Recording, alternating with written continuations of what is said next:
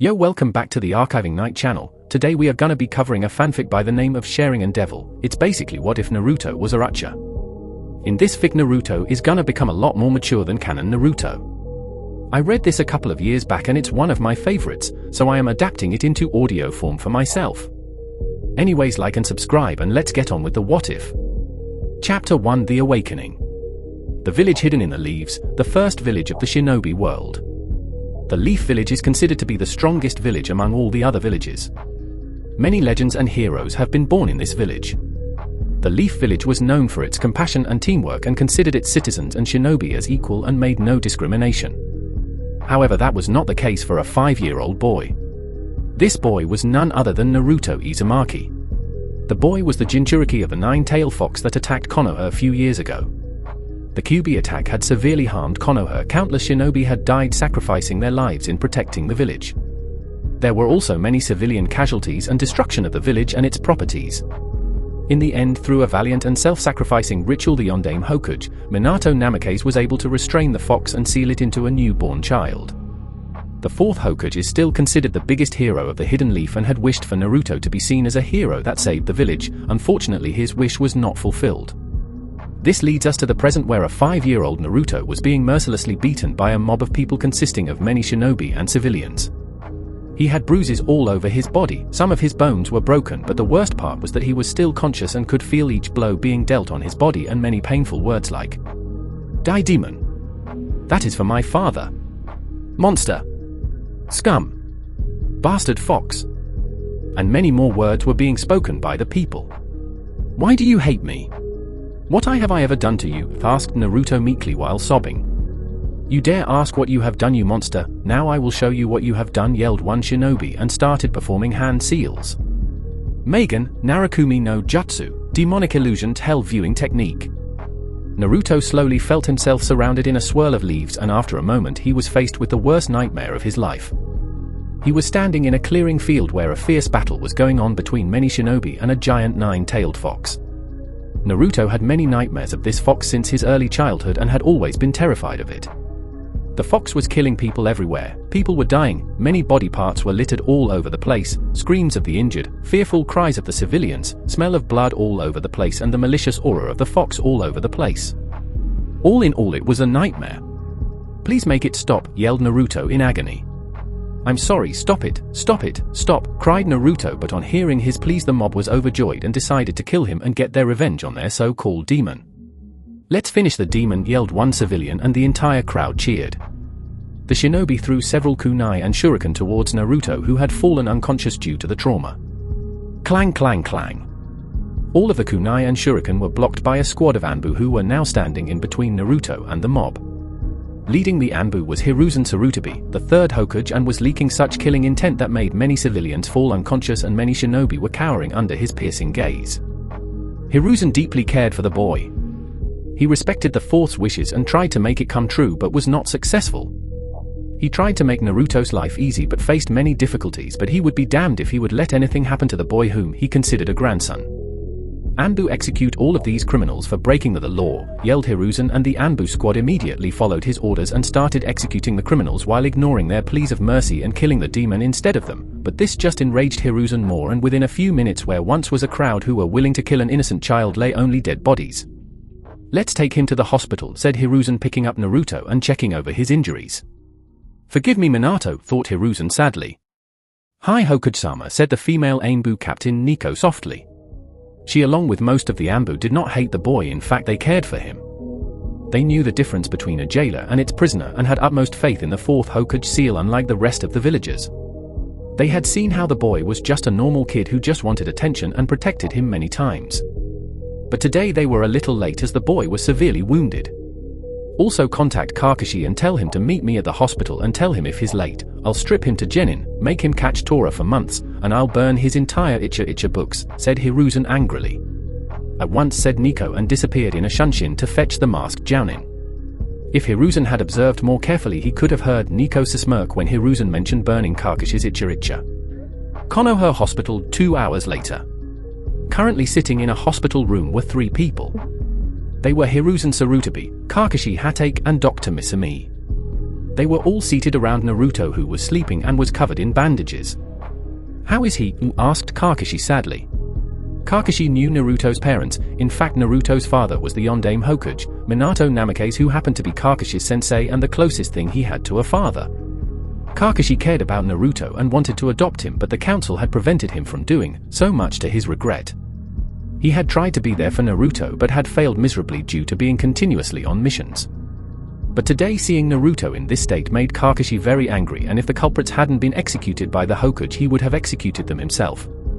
"He has a few broken bones, a mild concussion, and bruises all over his body," said Misumi sympathetically. "How long will it take him to recover?" asked Hiruzen with a frown, as he still was pissed off with what happened with Naruto. "Physically, his wounds shall heal due to his tenant within a few hours, but that's not the problem," sighed Misumi. She hated such cruelty done to kids, whether the child be a Jinchuriki or not. "What happened?" asked Kakashi worriedly. "It appears that the genjutsu casted on him has affected Naruto. He is in immense emotional trauma, and I'm sorry to say that, Hokage-sama, but he will not be the same again," said Misumi sadly. "Isn't there anything you could do, like erase the memory of the incident?" asked Kakashi. "That is possible, but unfortunately he has been harassed and shunned by the villagers for years. He has been beaten, abused, ostracized, and this was the last nail in the coffin and has broken his mind completely. Apparently he was shown his nightmares over and over again," said Misumi. Hiruzen and Kakashi lowered their heads in shame and guilt for failing to protect Naruto. "Hokage-sama, right now the boy's spirit is broken, and I'm afraid if he stays alone longer then he might become insane, as the villagers will continue to harass him. He needs a family right now, Hokage-sama, people who care for him and can protect him. He is still a child and as such needs the warmth and comfort that only a family can provide. It is the only possible solution to overcome his trauma," explained Misumi briefly. "I see, arigato Misumi-san. You are dismissed," said Hiruzen. Misumi bowed to the Hokage and left the room, leaving Hiruzen and Kakashi. "Hokage-sama, I would like to adopt Naruto. Enough of this, he has suffered long enough. I gave my word to Minato-sensei that I will protect him like my younger brother, and I have failed again. But not anymore, I'm gonna adopt him, and if the council have an objection they can kiss my ass," yelled Kakashi angrily. "I understand, Kakashi, and I agree with you completely. Naruto needs a family and I will support your decision, but first we have to see if Naruto agrees or not. If he agrees then you can adopt him, I will handle the council. The clan leaders agree with me, and as for the elders and the civilian council I will show them why I am the Hokage," said Hiruzen with determination. "Arigato Sandaime-sama," said Kakashi with a bow. Both the men were shaken from their conversation when they heard Naruto's voice. "Where am I?" asked Naruto quietly, opening his eyes slowly. "I'm relieved to see you are all right, Naruto-kun." "You are in a hospital," said Hiruzen sadly. "I see," said Naruto dejectedly.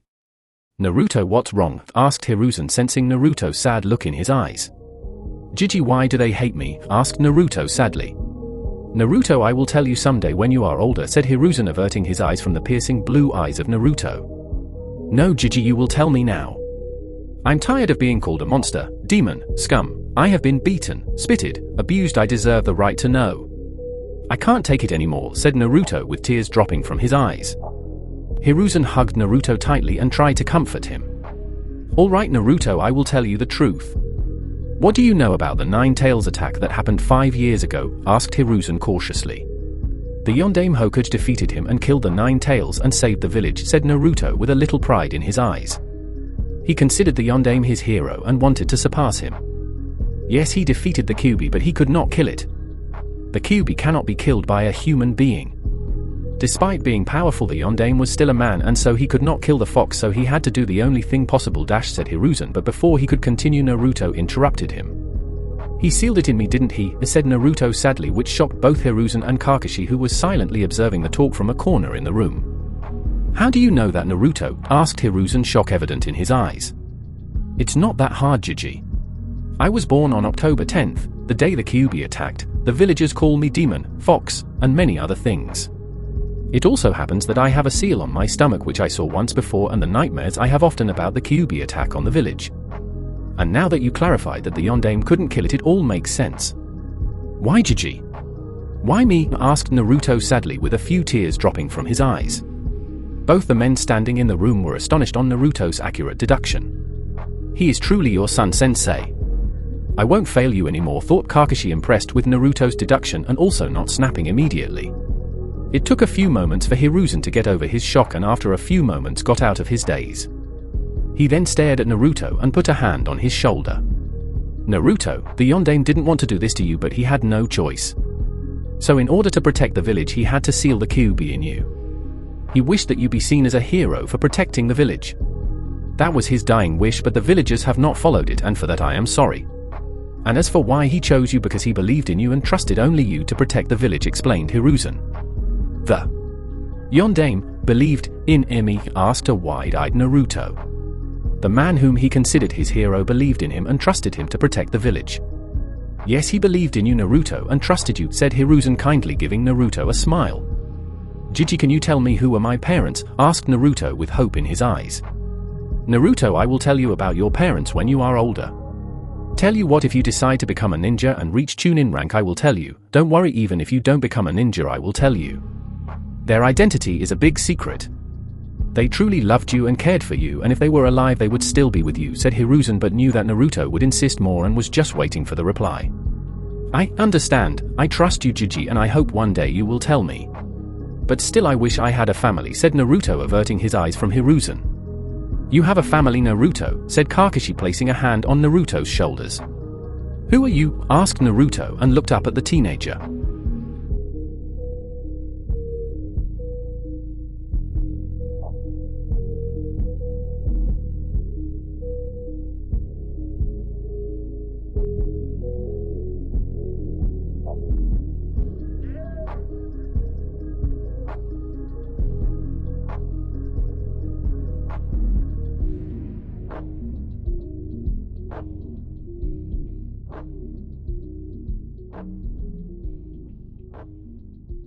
He was tall and had at an impressive height of 6 feet 1 inch.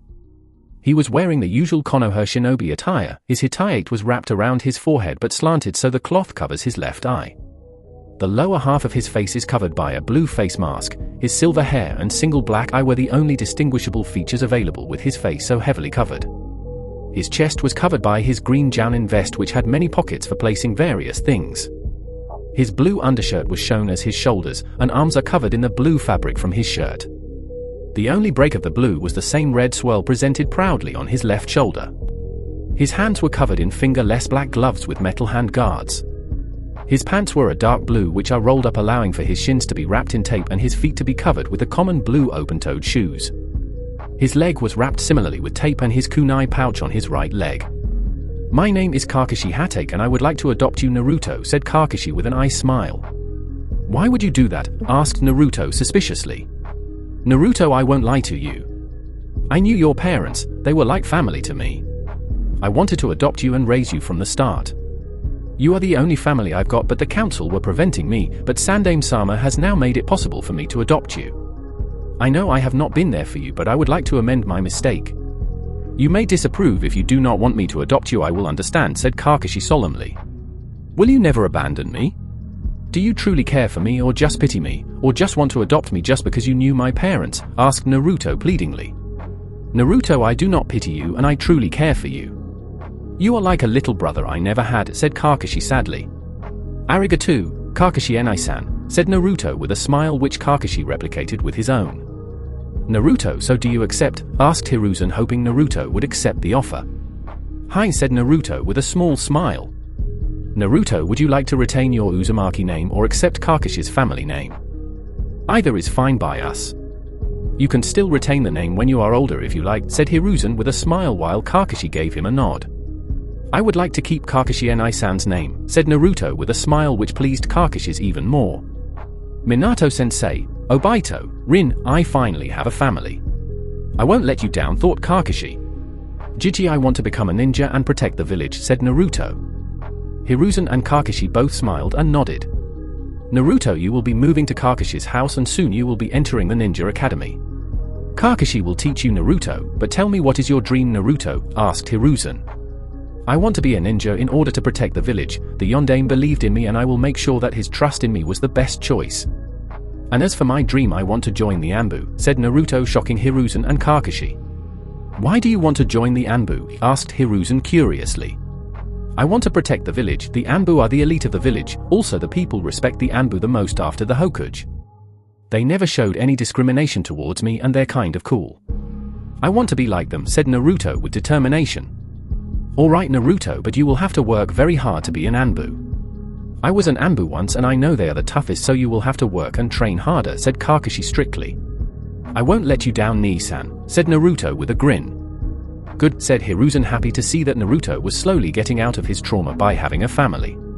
Jiji, Nii-san, there is a problem, said Naruto carefully. What is it? Asked Kakashi curiously. I know that the villagers hate me and it will take some time to prove it to them that I am not the Kyuubi, but some people may attack me again and I'm not strong enough to defend myself against ninja, said Naruto firmly.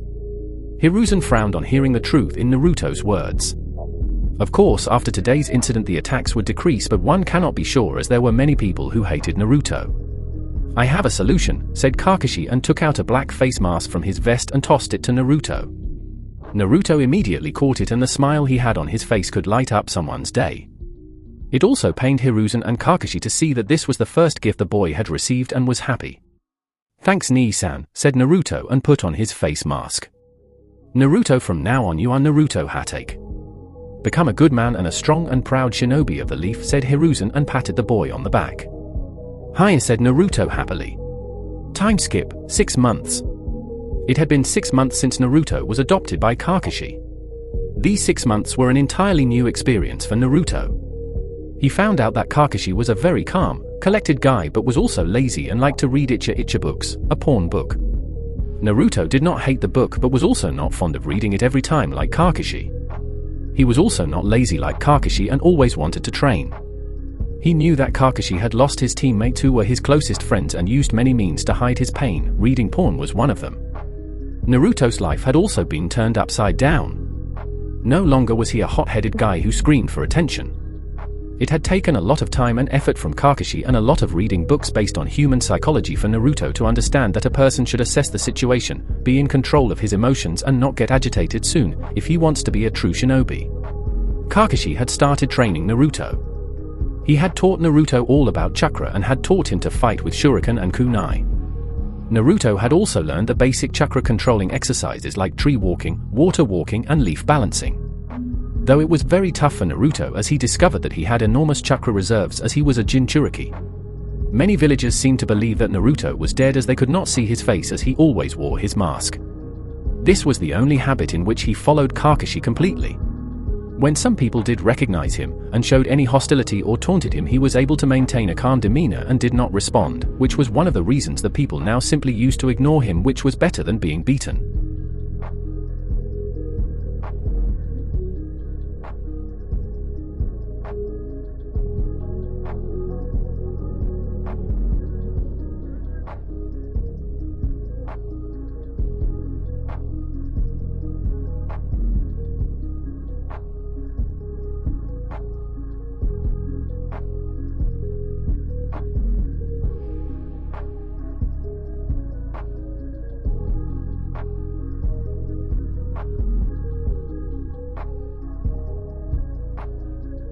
But what he did not know was that there had been few attempts to harm him but were stopped by Kakashi and the Hokage, and the culprits had been dealt with, without Naruto even noticing them. But today was not the case. Naruto was doing his shuriken training at Training Ground 7 waiting for Kakashi to arrive. He knew his brother would be late, so decided to start his training. He was getting better and better at throwing shuriken and was achieving most of the targets. Suddenly 2 people arrived at the training ground. Naruto looked at them and saw 2 Anbu standing there. Their faces were hidden by their masks, however their masks were different than most Anbu, because they were blank. Naruto Hatake, said the Anbu on the left flatly. Hurt? Asked Naruto, curious as to why the Anbu were here and asking for him. Suddenly both the Anbu charged at him, drawing their swords ready to strike him down. Naruto had only time to blink as he barely dodged the strike of the swords but still got a cut on his face mask. It was due to sheer luck and due to some of Kakashi's training that he was barely able to dodge the blow. What the hell are you doing? Shouted Naruto angrily. The Anbu were surprised that he was able to dodge the strike but neither showed any emotions. They never showed emotions. Getting out of their daze, they started leaking a massive amount of killing intent. This was the type of killing intent of silent assassins. Naruto was frozen in shock. His body wasn't moving, his heartbeat was increasing every second, he was already hearing it beating so many times. He barely was able to get a kunai from his pouch, but his hands were trembling. He had faced a lot of angry villagers on many occasions, but the killing intent these Anbu were leaking were the most powerful one he had faced in his entire life. There was a sharp pain in his eyes. The Anbu rushed at him, one of them swinged his sword towards Naruto's chest while the other Anbu jumped in the air with his sword drawn ready to cleave Naruto in half. Time seemed to slow down for Naruto, all the things started to move much more slowly around him. He could see the leaves rustling in the air at a much slower pace, he could see that the Anbu were drawing closer towards him. To any other shinobi the Anbu would seem like blurs, but for Naruto he was able to read their movements and the exact angle through which they were going to strike him. I can't move, what is happening? I can't die here, I will not die, thought Naruto in fear. Acting purely on what his instincts were telling him, he backflipped a few meters away, but the Anbus attacked him again. The one on the left tried to attack him with a diagonal slash from his sword, but before his attack could even connect, he felt something cold pierce his chest, but when he looked down all he could see was two red eyes with two tomos in it and a kunai buried deep in his heart. The Anbu's lifeless body fell dead on the ground, and after a few seconds a glow came from his left arm and the entire body was engulfed in flames, burning the body to ashes. Meanwhile Naruto was frozen in his spot, his hands were shaking, he was looking at the blood stained on his hands and realized he had just killed a man. He didn't know what happened, he had just ducked before the blow hit him, and before he realized what was happening his kunai was lodged into the Anbu's heart. He had seen the shock in the man's eyes hidden behind his mask, which were then replaced with emptiness before he fell on the ground, and was burned to a crisp. I killed him, I am a murderer, thought Naruto sadly, and tears started to drop from his eyes. Meanwhile the remaining Anbu was shocked to see his partner killed by the boy and was just about to attack him, and was already charging towards him. Naruto was frozen in his spot, so it looked much easy. The Anbu readied his sword to deliver the blow, but his entire body was electrocuted as something had pierced his chest. He looked down to see a hand sticking out of his chest which was covered in a ball of lightning. He only heard a single word before he fell lifeless on the ground. Raikiri! Kakashi was just returning after his visit to the memorial stone when he had felt the killing intent coming from the training ground where Naruto was. He immediately rushed towards the spot and was shocked to see Naruto pierce a kunai through an Anbu's chest. But before he could understand what was happening, he saw another Anbu charging towards Naruto, who was in shock due to his first kill. He quickly formed his Raikiri and disposed of the Anbu. He did not even wait to see the body burn as he immediately rushed towards Naruto. He immediately pulled Naruto in a hug and started patting his back. Naruto finally saw that Kakashi was here and started crying. After what seemed like a few minutes, Naruto's sob stopped and he looked at Kakashi. "Ni-san, I killed him, I am a murderer," said Naruto with regret in his voice. Meanwhile Kakashi was shocked when he looked at Naruto's eyes. Naruto's sapphire blue eyes were now red with two black tomos in it. How in the hell does he have the Sharingan, thought Kakashi, not believing what he was seeing. "It's okay Naruto, you just defended yourself, now please tell me what happened," asked Kakashi softly. Naruto hesitantly nodded and told Kakashi about the entire incident. To say Kakashi was livid would be saying that Jiraiya was not a pervert. He was furious at Danzo, he knew that these Anbu belonged to Danzo. "I need to talk to Hokage-sama, but first I need to do something for Naruto," thought Kakashi tactically. "Naruto, let's go to eat at Ichiraku's. You can talk to me there and also eat your ramen. I'll let you eat as much as you can today. But before that, stop sending chakra to your eyes," said Kakashi with a smile, hoping Naruto would not understand why he wanted it to do it.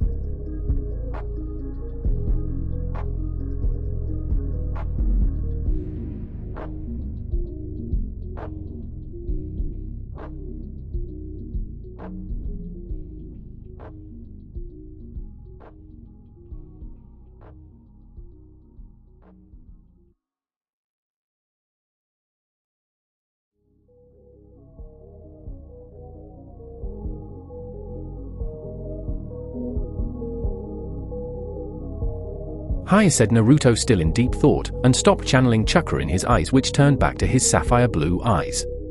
"I guess eating ramen and talking with Ni-san will help," thought Naruto dejectedly. Kakashi felt relieved that Naruto did not notice the change in his eyes yet. Ichiraku's.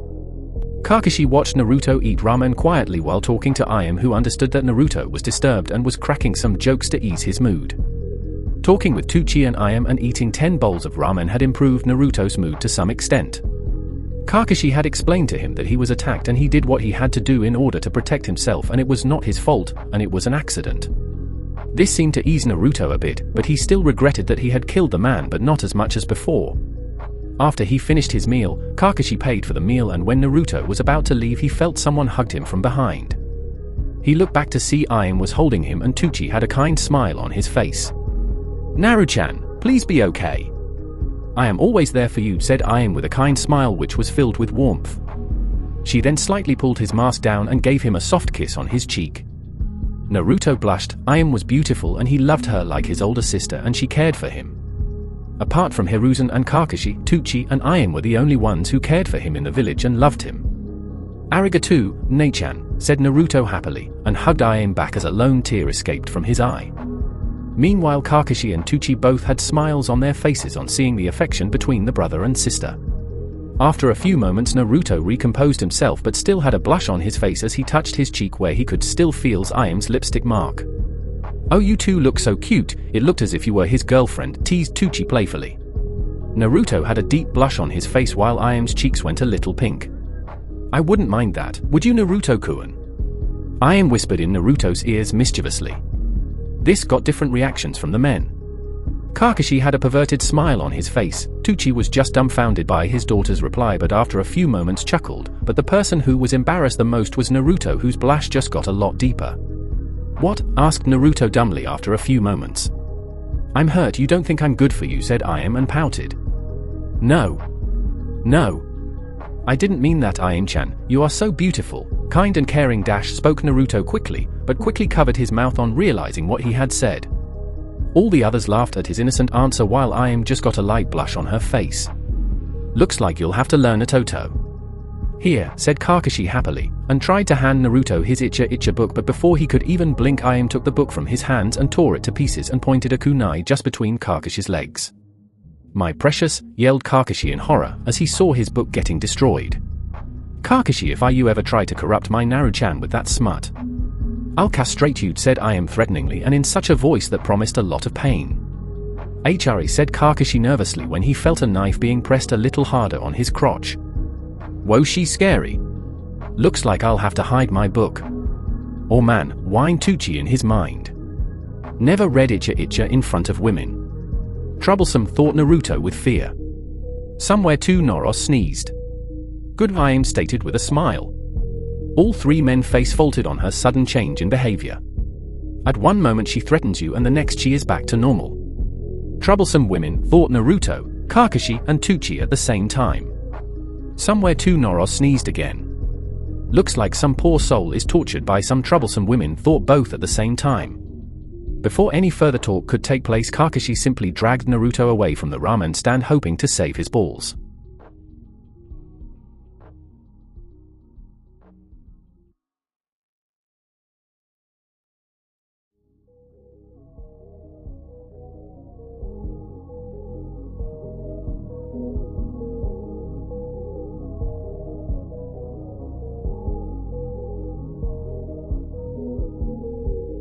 It had been a few minutes since they left the ramen stand. They were now standing in front of a playground. It was already evening and Kakashi had to report the incident to the Hokage. "Naruto, why don't you go and play with those kids? It'll be fun," said Kakashi, pointing towards the boys of Naruto's age who were playing. "Are you sure, Ni-san? You know that they may not accept me," said Naruto sadly. Kakashi frowned on, thinking how much the villagers had traumatized Naruto, but not any longer. "I am sure, Naruto. Go have fun. I have to talk to Hokage-sama about what happened today. I'll pick you up in an hour," said Kakashi and disappeared via a shunshin. "Man, I really need to learn that," thought Naruto with a chuckle. There were currently 4 boys playing in the field. Well, not exactly. The first boy which Naruto saw had pineapple-colored hair which were tied upward in a short pony. His face was angular and he was busy watching the clouds. The boy sitting next was continuously eating chips and was a little chubby and had light-colored brown hair and a round face. One of the boys was sitting next to the others and was playing with a little pup. He had 2 marks on his face and slightly pointed teeth and dark brown hair. The last boy was sitting away from the others. He had black hair and his eyes were covered by sunglasses and he wore a light gray jacket. As Naruto approached the boys, a little hesitantly, after years of being rejected he feared that even these kids would reject him like the kids from the orphanage. "Who are you?" asked the boy with the pup curiously. "I am Naruto Hatake, can I join you?" asked Naruto hesitantly. "Sure, I am Chuji Akimichi," said Chuji happily and offered some chips which Naruto accepted happily. "I'm Inuzuka Kiba and this is Akamaru," said Kiba, and Akamaru barked. "Nora Shikamaru," said Shikamaru curiously. "What's with the mask?" thought Shikamaru with a frown. "I'm happy to meet you all." "Hey you, can I know your name too?" asked Naruto loudly, to the boy with bugs. On hearing being called he came towards the group and was surprised that they didn't back away from him when his bugs crawled in his shirt. "Abirame Shino," stated Shino stoically. "Naruto Hatake." "It's nice to meet people from 4 different clans of Konoha," said Naruto sharply. "You know about our clans?" asked Chuji in surprise. "Yeah, my brother taught me." "You are from the Akimichi clan. Your clan specializes in combat and is known for your physical strength and great research on food pills which were formed by your clan. Also you own many restaurants in Konoha," said Naruto briefly. "You are from the Nora clan, one of the smartest clans of Konoha. Your clansmen are known for your sharp knowledge and thinking, and advanced knowledge in medical ninjutsu and medicines," said Naruto simply.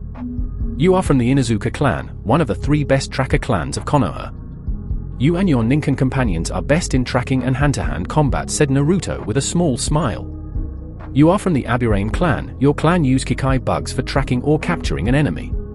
Your clan is known for your logical thinking and is one of the best tracker clans of Konoha alongside the Inuzuka and the Hyuga," said Naruto seriously. Meanwhile all 4 boys stared dumbly at Naruto. Chuji was pleased that Naruto didn't call him fat like many kids. Shikamaru was interested in knowing more about Naruto. Kiba and Akamaru both were happy when Naruto praised their clan and didn't call Akamaru a dog but Kiba's partner, while Shino was also intrigued as Naruto was not at all affected by his bugs and praised his clan. "Whoa! You know all about our clans, now tell us something about yourself," said Shikamaru curiously. "Tell you what, let's race. If you defeat me I'll tell you all you want," said Naruto with a smirk. "I know how lazy you Noras are. You won't get to know about me easily," thought Naruto with a smirk. "Troublesome," muttered Shikamaru with a yawn. "Okay," said Chuji cheerfully. "You're on, I'll defeat you," Naruto boasted Kiba loudly, and Akamaru barked happily.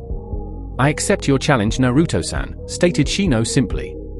"Naruto's fine, Shino. What say friends?" asked Naruto holding out his hand. Friends, they all agreed in unison and shook each other's hand. "I finally have some true friends," thought Naruto happily. Only if he knew that these boys would become his best friends for life and would always stand by him. Hokuge Tower. Hiruzen smiled on watching the entire interaction between the kids through his crystal ball. At first when Kakashi reported the entire incident he was angry, but as the bodies of the attackers were destroyed by the seal on them, there was no proof against Danzo, so he had to let it go, but he would keep a close eye on Danzo from now on. He was saddened to hear that Naruto, who was just 6 now, had his first kill, but after watching the entire scene and seeing Naruto finding some true friends, he was overjoyed. Perhaps there is still hope for Naruto's acceptance, thought Hiruzen hopefully. He finally has some friends, said Kakashi happily. Indeed, the will of fire burns brightly in them.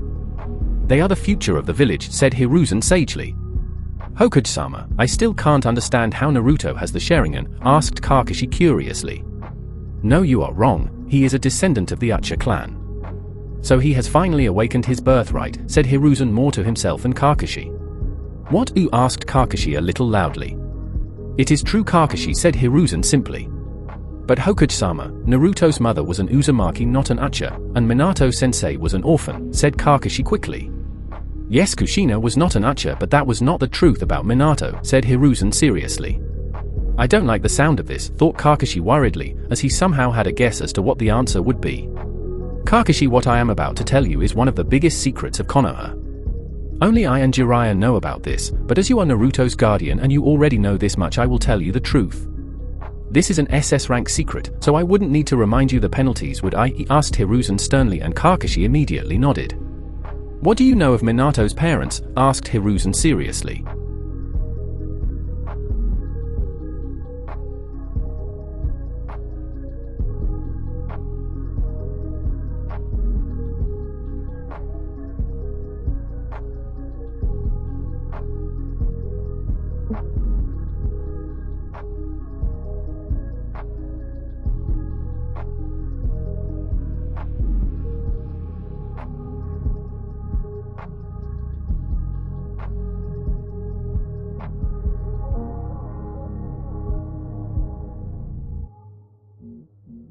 Sensei was an orphan whose parents died in the Second Shinobi World War, said Kakashi simply, and Hiruzen nodded.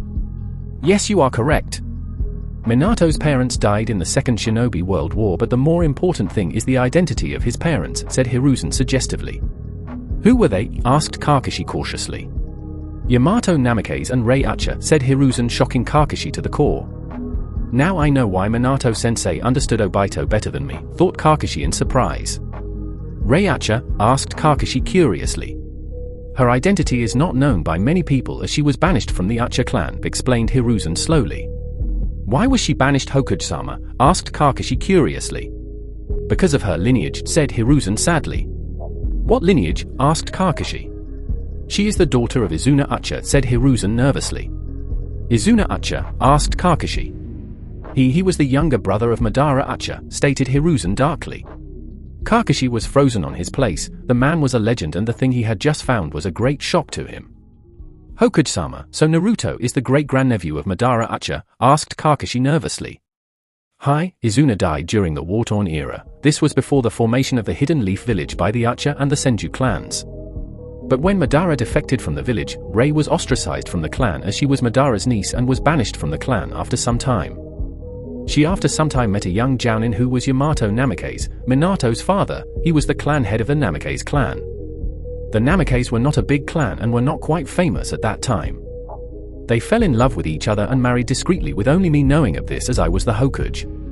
But during the Second War they died, and Minato became an orphan, said Hiruzen briefly and took a puff from his pipe. In order to protect Minato from the Uchiha, his identity was kept secret with only me, Jiraiya, Minato and Kushina knowing this. Also he was not able to awaken the Sharingan, so no one knew, said Hiruzen seriously. So Naruto is the descendant of the Namikaze, Uchiha, and the Uzumaki clans? Asked Kakashi in shock. Yes, and it must remain a secret until Naruto is old enough to understand this. And I must not explain it to you what would happen if the Uchiha came to know of this. They would demand Naruto to be taken into their clan and will use him as a weapon just like Danzo. Also they have been acting suspiciously a lot, said Hiruzen, muttering the last line silently so Kakashi couldn't hear, and was successful. I understand, but what should we do now? Asked Kakashi worriedly. Train him in using the Sharingan discreetly, and if he asks any questions tell him they will be answered when he becomes a Chunin. If he persists send him to me. Kakashi, no one else should know of this. Naruto's Sharingan should not become public knowledge as the council would then surely have another reason to turn him into a weapon, and this time Danzo won't stop. He already sent his operatives today to test Naruto's skill. I'll keep an eye on him, said Hiruzen tiredly. Understood, Hokuji-sama. I will train him and he will be entering the academy next year with his friends. I want him to be with his true friends and have a normal childhood. But I will also try to not make him entirely dependent on the Sharingan, said Kakashi seriously. I'll have to inform Jiraiya, thought Hiruzen sharply. Agreed, you are dismissed, Kakashi, said Hiruzen, and Kakashi bowed and left the office. Hiruzen sighed. He was tired, and looking at the paperwork in front of him, he groaned. Man, I won't get to read my Uchiha, thought Hiruzen sadly.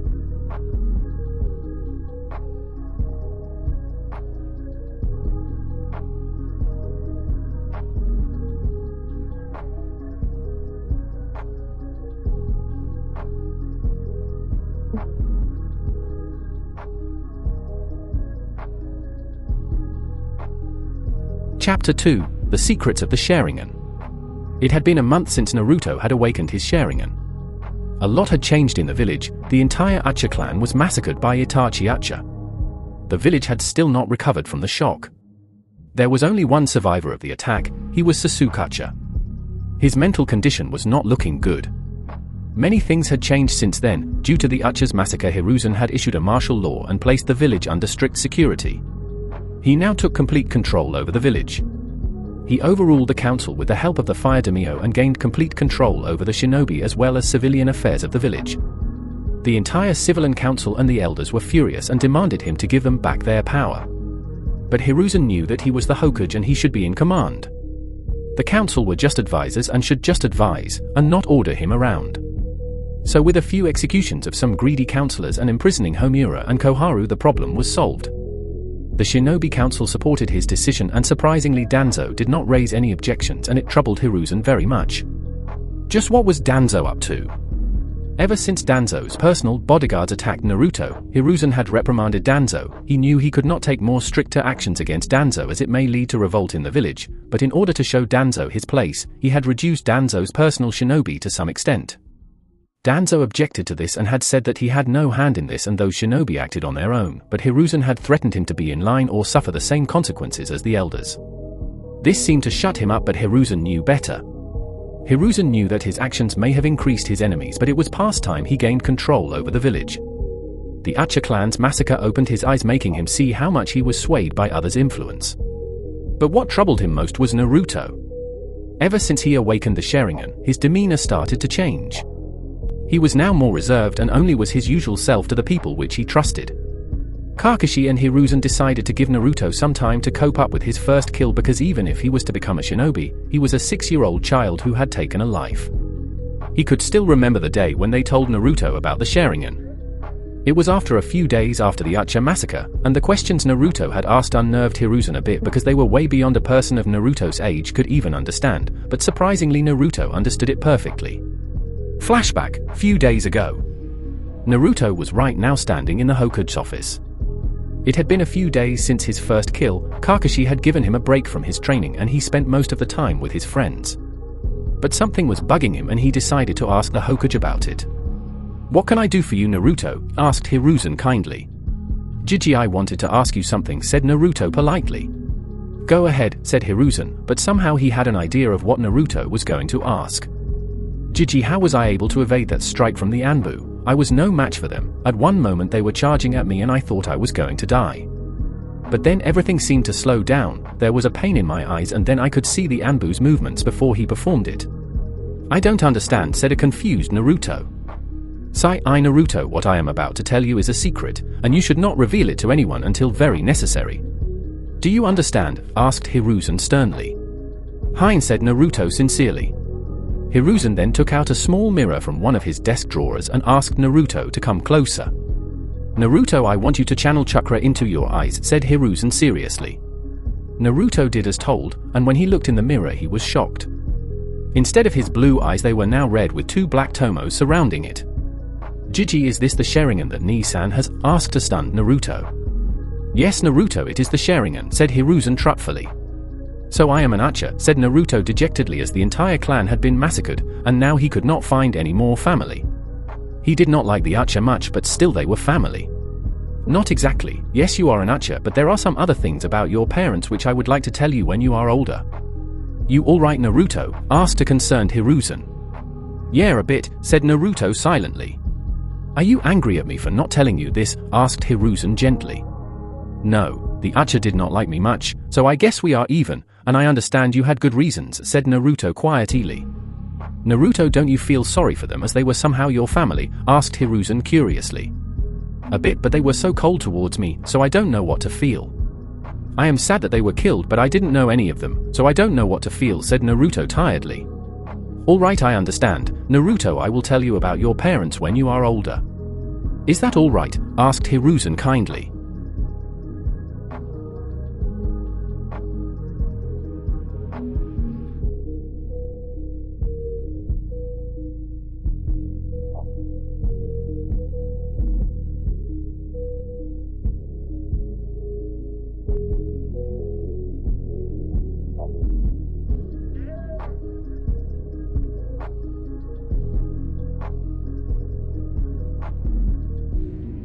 "I think so. I have a lot of things going in my life, and I don't think I can handle another new revelation right now. Even though I want to know about them, now is not the time," explained Naruto briefly.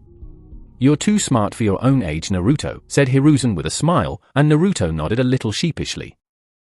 "Were my parents bad people?" asked Naruto, suddenly catching Hiruzen off guard.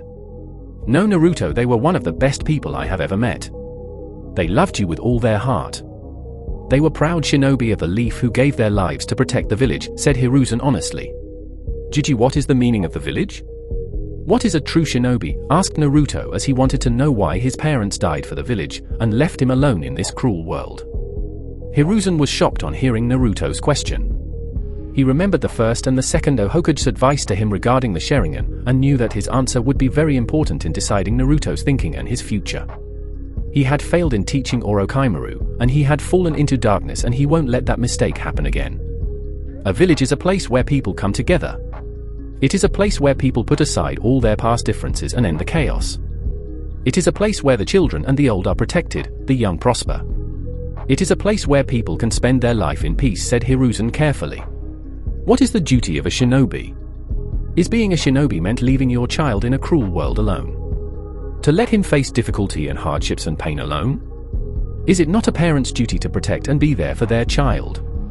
Aren't they supposed to take care of them? If a parent leaves his child like this, then they are trash, yelled Naruto with tears in his eyes. Hiruzen got up from his desk and went towards Naruto. He then leaned down and put a hand on his head and lifted his chin with his other hand so he could look in his eyes. When he looked in his Sharingan eyes, he saw pain, hurt, betrayal, and knew he had to make things right. Naruto, let's go for walk. Hold on to my hand tightly, said Hiruzen seriously, and grabbed Naruto's hand and Sunshine from his office.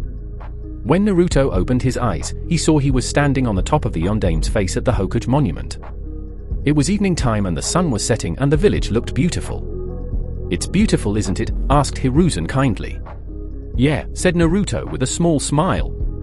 Naruto, the village is not formed by bricks and stones. It is founded by the people. When you look at the people, what do you see? Asked Hiruzen curiously. Naruto looked towards the village and saw some kids playing far away, some people enjoying in a nearby restaurant, some people were just chatting around, and much more. It brought a small smile on his face. The people look happy and at peace, but it also makes me realize that I may never have such happiness in this world, said Naruto dejectedly. That's not true, Naruto. Yes, it is very unfortunate and sad that your parents died, but you are not the only orphan in this village. And you still have me, Kakashi, Tucha-san and Ayam-chan and your friends, don't you? Aren't we your family? I think that does count to some happiness, said Hiruzen kindly. Sorry, Gigi, I just got swayed by my emotions. Yes, I have you guys. I don't know what I would have done without you all, said Naruto with a smile behind his mask. I understand. Now come on, there is one more place we have to go, said Hiruzen happily, and offered Naruto his hand as they sunshined away. Right now Naruto and Hiruzen were standing in a clearing surrounded by trees, and there was a big stone situated in the center of the clearing. Hiruzen took Naruto towards the stone. Gigi, what is this place? Asked a confused Naruto. This is the place where the heroes of the Hidden Leaf Village are honored, said Hiruzen sadly. Heroes? Asked a confused Naruto. Yes, can you see that stone? Asked Hiruzen simply, and Naruto nodded. There, the names of all those shinobi who gave their lives in order to protect the village are written, said Hiruzen seriously. Are my parents' name there? Asked Naruto sadly. Yes, said Hiruzen honestly. Gigi, can you please tell me their names at least? Please, Gigi, pleaded Naruto with his puppy dog eyes. Damn, where did he learn that? Thought Hiruzen with a frown. Alright, but I will only tell you your mother's name. I'll tell you about your father some other time, offered Hiruzen. Naruto pouted. He wanted to know his father's name, but at least his Gigi was telling him his mother's name. He wanted to know her name for so long. Okay, Gigi, said Naruto with a smile. Her name was Kushina, said Hiruzen sadly, remembering all the time he spent with her and Minato. Naruto went towards the stone, and after a few moments he reached a point where his hands froze. Written on that place was a name of a person he desired the most in the world. The one person which he never had, his mother. He wanted to know what was a mother like. He had seen his friends with their mothers, and every time his heart ached when he saw that his mother was not alive and with him. How he could have had the love of a mother, how badly he wished his mother was alive. Kushina Uzumaki. Kachan, said Naruto with tears in his eyes. Hiruzen put a hand on his shoulder and waited in silence for Naruto to let out his feelings. Naruto cried for a few minutes, but after that he seemed to settle down. Naruto, inside every shinobi of the Leaf Village burns the will of fire, said Hiruzen kindly. Will of fire? Asked Naruto quietly. It's the unbreakable bond that every shinobi in the village has with each other. It gives us the strength to protect our village. A shinobi is a person who endures pain and faces hardship in order to protect something precious. That is the will of fire, said Hiruzen kindly. The will of fire burned brightly in your parents. Imagine if they and many other shinobi had not sacrificed their lives, then the village would have been destroyed. The peace in which we live in would not exist. The people those are living happily may not be alive, if not for the sacrifice of these heroes. The path of shinobi is one of sacrifice and pain. That is a shinobi, concluded Hiruzen. Do you think I can become a good shinobi? Asked Naruto hopefully. Let me ask you something first. What is precious to you? Asked Hiruzen seriously.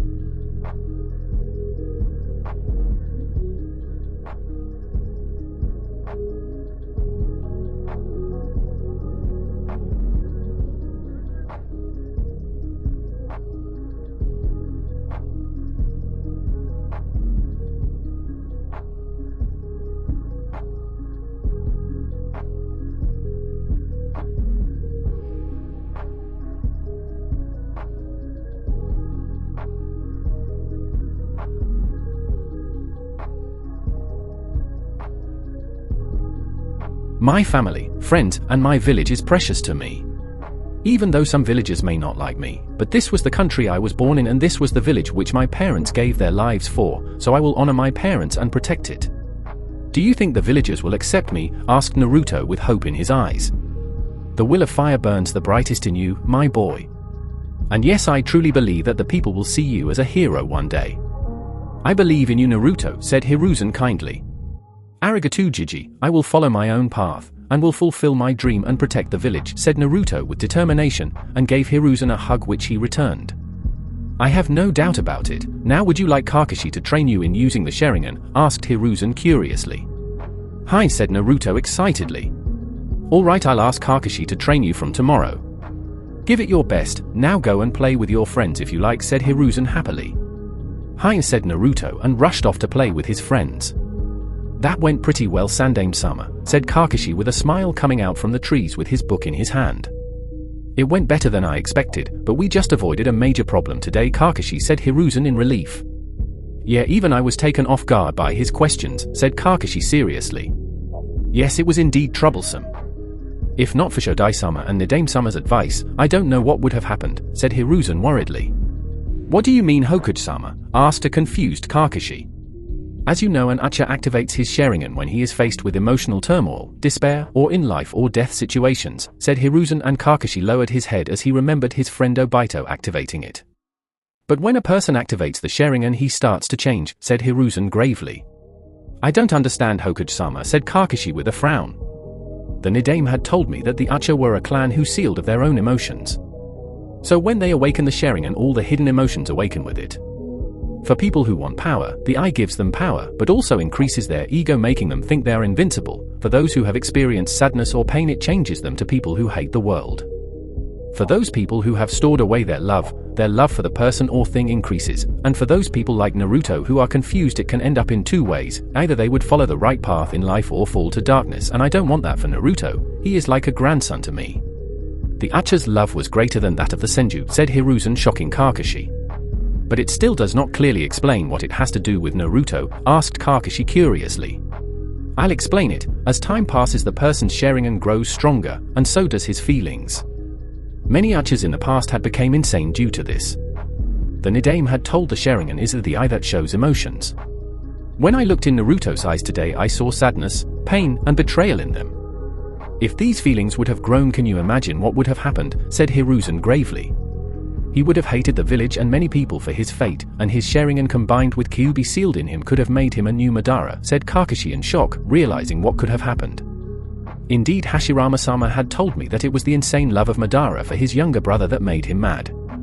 So he had told me to treat them with love, but I failed once again, but I won't let it happen with Naruto.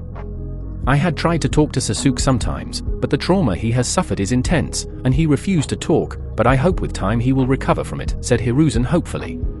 Kakashi nodded, understanding what the Sandame meant, as he could not stop the Uchiha's demise and was blaming himself. I'll have to be careful with Naruto. But I will train him to be a better shinobi, and a good man, thought Kakashi with determination. The next day, Naruto and Kakashi were standing in the Forest of Death, aka Training Ground 44. Kakashi had brought Naruto here many times in order to train him. He had chosen this place in order to train Naruto in using the Sharingan, as almost nobody came to this place, so they won't notice Naruto using the Sharingan. Today the training was going to be different. First of all, Kakashi was not reading his book and was looking serious, while Naruto was also ready to begin his training. After talking with the Hokage, his resolve was strengthened and his goal became more clear to him. Alright Naruto, since I have already taught you chakra control exercises and basic taijutsu, I deem you fit to learn ninjutsu and how to use the Sharingan from today. You up for this? Asked Kakashi cheerfully. Hi, Nii-san, said Naruto politely. Alright, first of all I'm going to teach you the basic jutsu which academy students are taught. Normally you shouldn't be learning ninjutsu at such young age, but you have some enemies in the village, and so in order to defend yourself, you are going to learn ninjutsu, said Kakashi firmly, earning a nod from Naruto in return. But before we start your training, I am also going to teach you how to use the Sharingan, said Kakashi and lifted his headband, opening his Sharingan eye. Nii-san, can you tell me the abilities of the Sharingan? Asked Naruto curiously. Alright, Naruto, but first activate your Sharingan and tell me what you see, said Kakashi firmly. Naruto channeled chakra into his eyes, and instantly a two-tomo Sharingan appeared. Nii-san, I can see the chakra flowing in your body. Also, when the Anbu attacked me I was able to predict his movements before he made them. That's all I know about the Sharingan, said Naruto honestly. Impressive, the Sharingan has many attributes, and one of them is certainly to predict one's movements before he or she actually makes them. The Sharingan has 3 levels. First is the level with only tomo in each eye. Within this form, you can partially predict movements as well as see the opponent's chakra array, albeit a little bit blur. Only after the second stage of the Sharingan, which composes of 2 tomo in each eye, would you be able to fully visualize the opponent's chakra flux and composition. Within the second level, the Sharingan can then copy the hand signs as well as how much chakra is needed for either ninjutsu or genjutsu.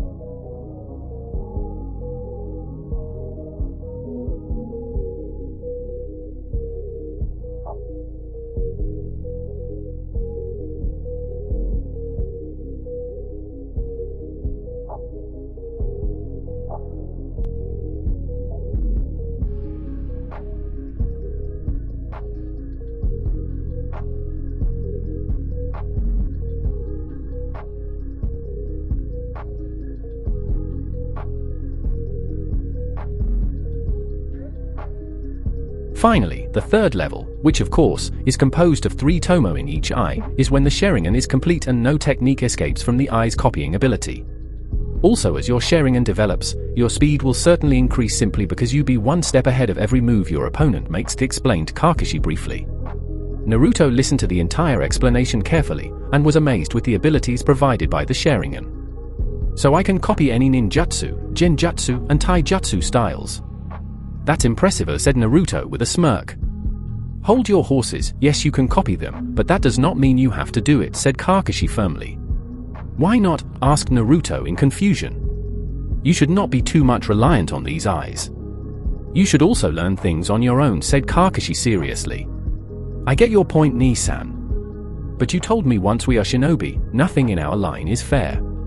My opponent will not hesitate to hold anything in a fight with me, and neither do I. And shinobi should use all the tools they have in order to achieve victory. The Sharingan is a tool, and I will use it, but I will also work hard and learn on my own too, said Naruto with determination.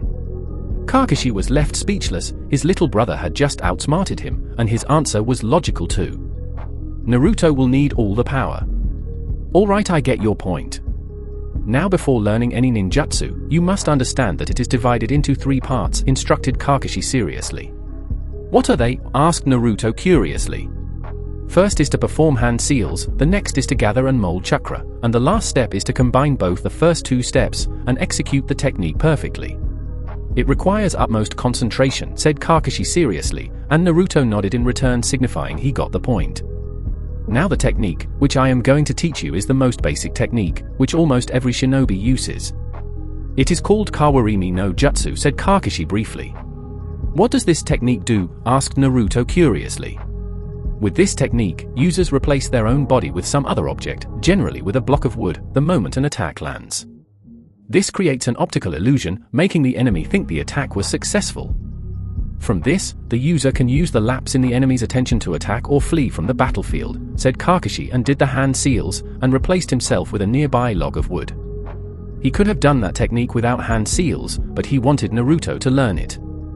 Meanwhile, Naruto had watched the entire process with his Sharingan. He had watched Kakashi perform the hand seals quickly.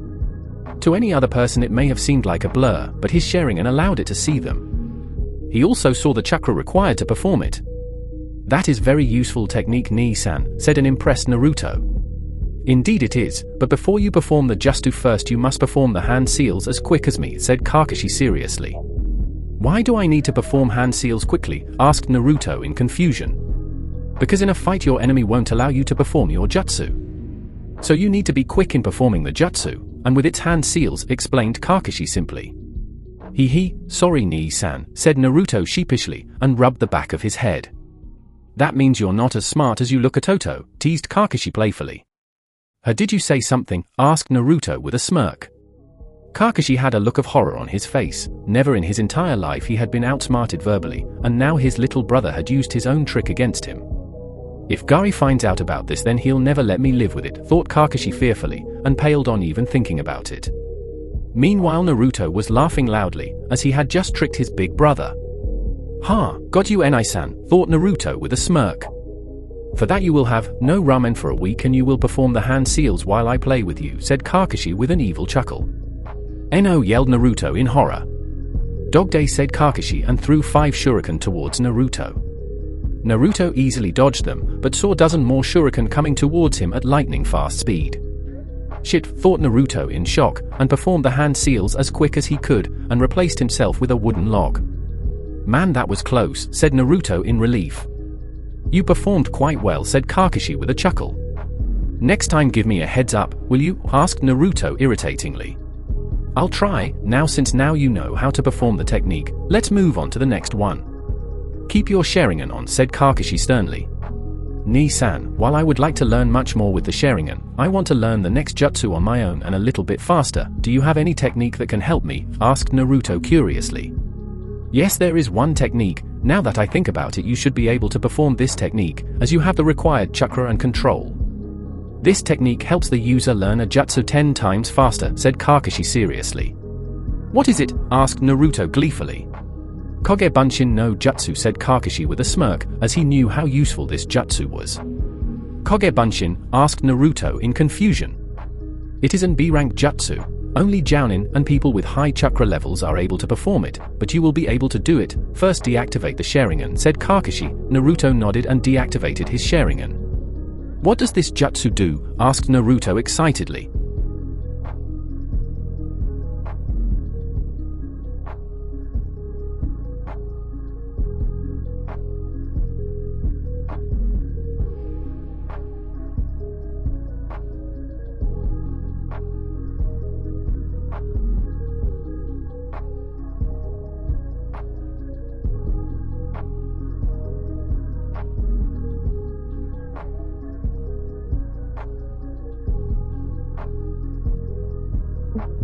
It is similar to the clone technique. This technique creates clones of the user. However, these clones are actual copies, not illusions. The user's chakra is evenly distributed among every clone, giving each clone an equal fraction of the user's overall power. The clones are capable of performing techniques on their own and can even bleed, but will usually disperse after 1 or 2 solid blows.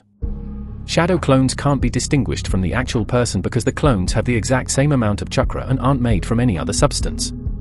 A characteristic that is unique to the shadow clone technique is that any experience the clones gain during their existence is transferred to the user once they are dispersed.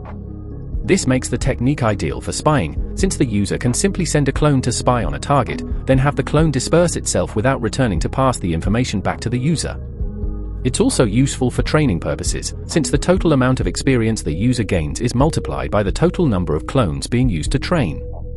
For example, if a user creates 1 shadow clone and trains together with this clone for 1 hour, then dispels the clone, the user gains 2 hours of training in 1 hour by adding the hours of clone and the user together, explained Kakashi deeply. Naruto was practically drooling on the aspect of learning such a useful jutsu. It was the best thing after his Sharingan. Teach me now, said Naruto quickly. Alright, now watch carefully, said Kakashi with a chuckle on seeing Naruto's eagerness to learn it, and he couldn't blame him. The shadow clone was one of the most advanced and beneficial ninjutsu. He did 2 hand seals and instantly 2 exact replica of Kakashi popped into existence. As you can see, we are real and can do anything, said both clones in unison, and started climbing a tree to show Naruto that they were real and not illusions. Wow, I'll do it too, said Naruto eagerly, and formed the hand seals. Wait! Shouted Kakashi, but was already too late as he was surrounded in cloud of smoke, and when his vision cleared he was shocked to see himself surrounded by 50 identical Naruto clones, all of whom had a smirk behind their masks. "Why-oh," said all the clones in unison. "Damn, I knew you would be able to do it, but 50 clones at your age is astonishing." "You alright?" asked Kakashi worriedly. "Yes, I'm fine. Just a lot of my chakra is spent," said Naruto a little roughly, as he was feeling the effect of the technique on his body. "I understand, it is a forbidden technique, and if not for your high chakra reserves, and your tenant, you'd be dead by now. Naruto, you should always be careful while learning this technique," said Kakashi sternly, making sure Naruto understood his reasons. "You worry too much, Nii-san, but I'll be careful," said Naruto with a smile. "Good, that's what I'll always expect from you," said Kakashi happily. "Nii-san, what should I do with these clones?" asked Naruto curiously.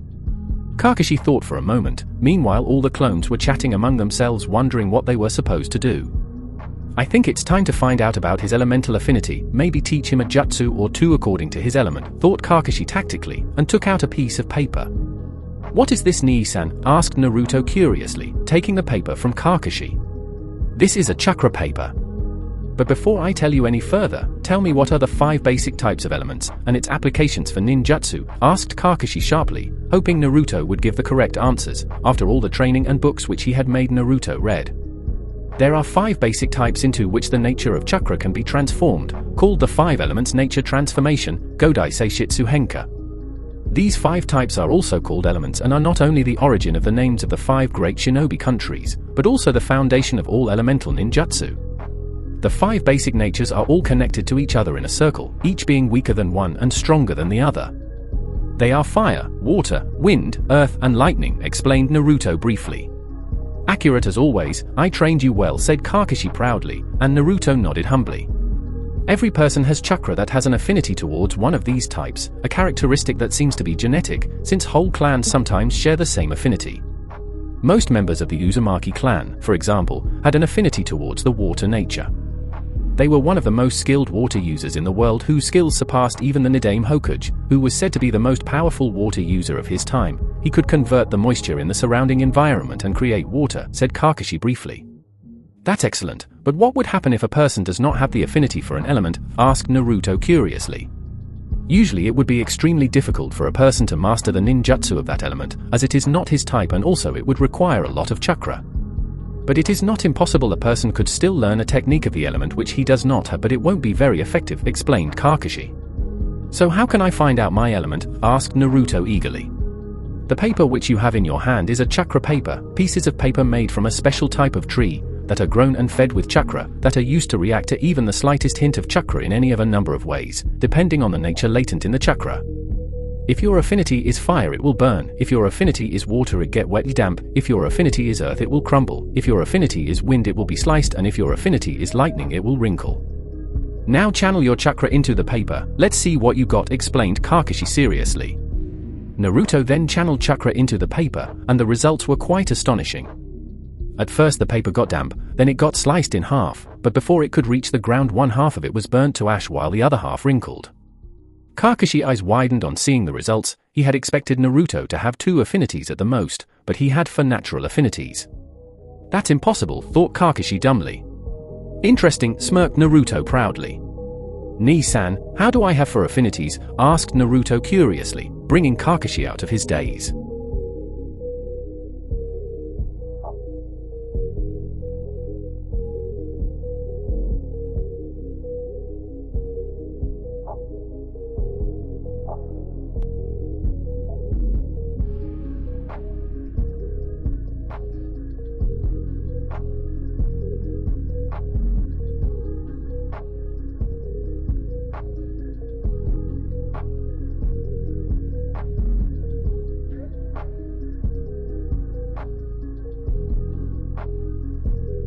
It seems that your water affinity is the strongest out of all your affinities, with wind rivaling it. Your paper got damp first, so you have a strong water affinity. Also, you have a strong affinity for fire and lightning. The reason I think for you having these affinities is because of your clan. You belong to the Uzumaki clan, who were the strongest water users in the world, so you got water as your strongest affinity. As for your fire affinity, the Uchiha clan's primary affinity was fire, so you gained that affinity as well. Your father had lightning affinity like me, so you inherited that from him, and as for your wind affinity, I think it is your own, said Kakashi suggestively. Okay, Nii-san, but what was Chu-san like? Asked Naruto curiously. Your father was one of the most talented and strongest shinobi of the world. He was also a very smart and kind man who cared for his friends and village, explained Kakashi, also not giving any vital points about Minato's abilities. Thank you for telling me, Nii-san, but will I be able to perform any earth techniques? Asked Naruto hopefully. They won't be much efficient, but with hard work you could at least be able to perform it as an average jutsu, said Kakashi honestly, and Naruto nodded satisfied with the answer he got. Alright, now as you have water as your strongest affinity, I am going to teach you a water jutsu. It is called Mizubushin no Jutsu. It is similar to the shadow clone technique, except it creates clones out of water that have 1/10 of the original person's power. Like other solid clone techniques, the clones can be used to perform tasks the user is unable or unwilling to do for themselves. The range of the clone is limited, however, as it cannot travel very far from the original body without losing control. Like other clone techniques, if the water clones are injured enough, they will revert back to normal water.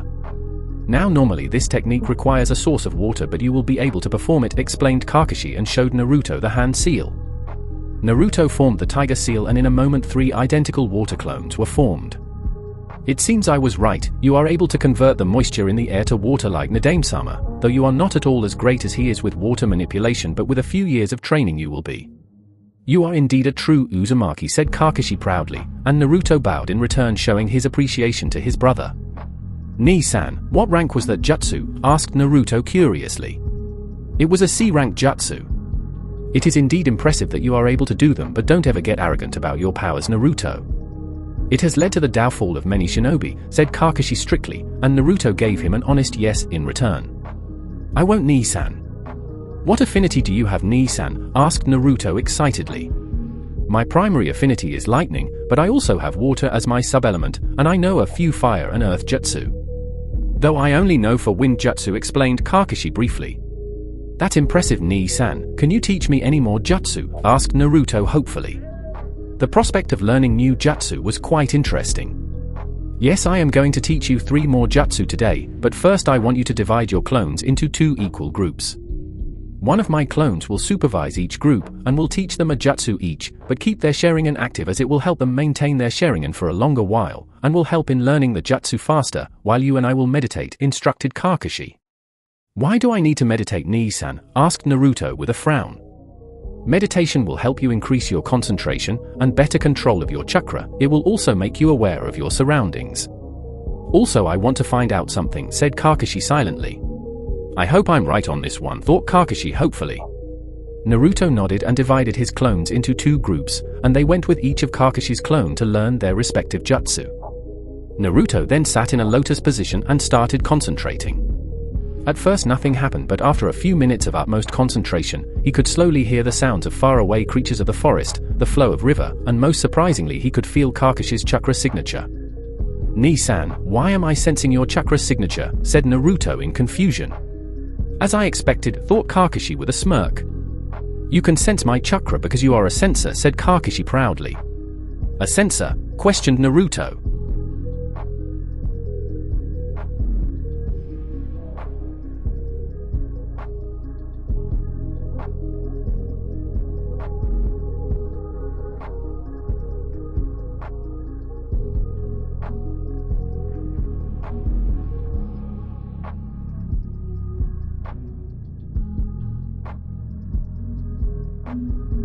Let me explain, many in the Uzumaki clan were skilled sensors, so I had some expectation, as you could also be one. A sensor, Kankai Taipu, is a ninja that is capable of detecting the presence of other people through their chakra.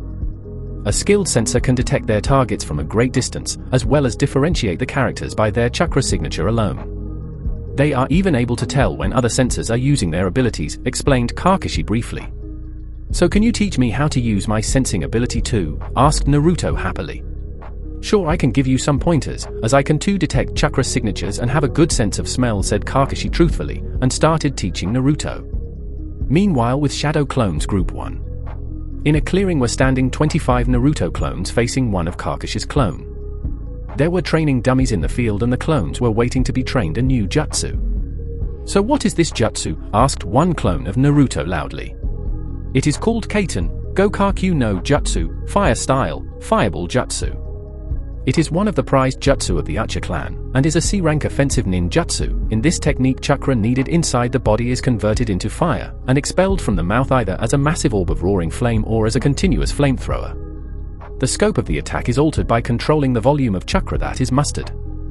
The released flames will engulf their target, and leave a crater on the ground surface, explained Kakashi's clone briefly. So how do we do it? Asked another Naruto clone quickly. Now, I'm going to perform the jutsu, and you will watch it with your Sharingan, instructed Kakashi's clone and performed the hand seals. Kaiten, Gokaku no Jutsu, Fire Style, Fireball Jutsu. A large fireball was released from the clone's mouth, which rushed speedily towards one of the training dummies, burning everything in its path, and with a loud bang crashed with the training dummy and burnt it to a crisp. The clones were fascinated with the jutsu, and copied it down and started performing the jutsu. Meanwhile, with Shadow Clones Group 2. The jutsu which you are going to learn is called Suetun, Mizurapa, Water Style, Violent Water Wave, explained Kakashi's clone simply. What does it do? Asked one Naruto clone in confusion. In this technique, water gushes out from the mouth like a waterfall and washes away the enemy. One can freely control the power of this technique with the amount chakra one releases.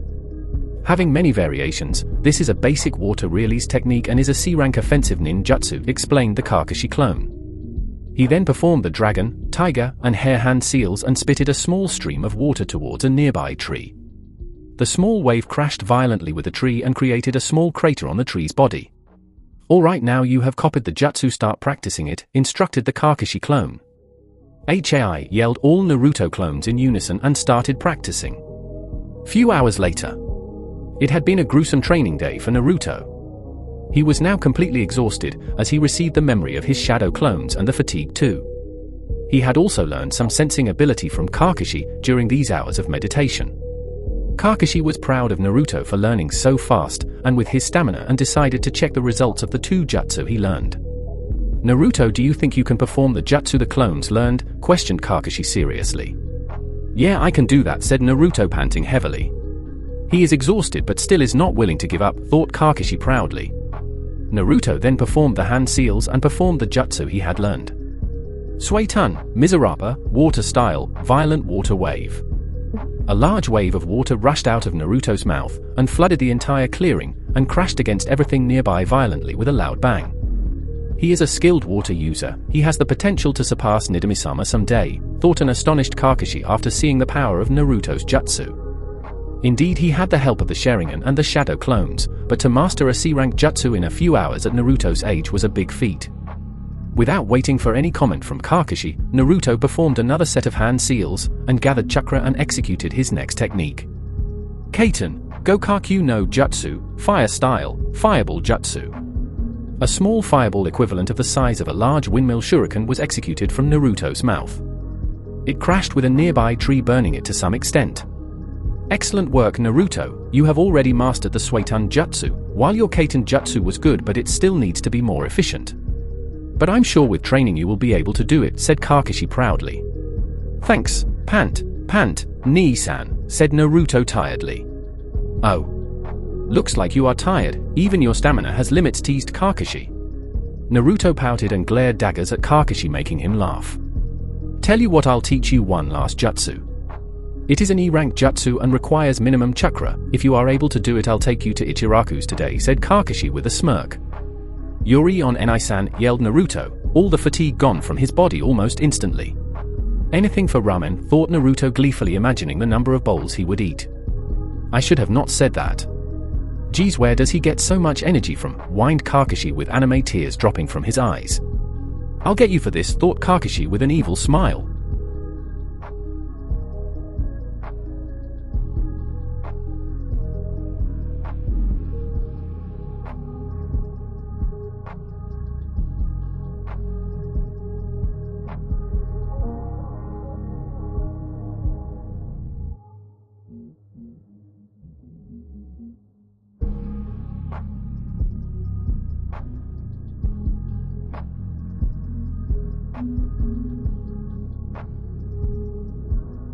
Alright, this jutsu is a basic technique which all ninja use. It is called Henge no Jutsu. It is typically used to change into people other than oneself, but one also has the ability to change into animals, plants, and even inanimate objects like weapons. This gives this technique an abundance of uses. The transformation of a skilled shinobi will be exactly like the genuine article, so it will be impossible to tell the two apart. On the other hand, a transformation performed by an inexperienced person will have obvious discrepancies, explained Kakashi, and performed the hand seals, and performed the jutsu transforming himself into a panting Naruto who had a stupid expression on his face. "Hey, got you," thought Kakashi with a smirk. Meanwhile, Naruto had activated his Sharingan, and had watched the jutsu closely, and decided to give Kakashi some payback and perform the jutsu. Immediately in place of Naruto stood a tall blonde girl whose hair reached up to her ass. Her face was angular and she had beautiful blue eyes. She had large C-cup breasts, a curvy ass and long silky legs, and the most astonishing feature was that she was completely naked.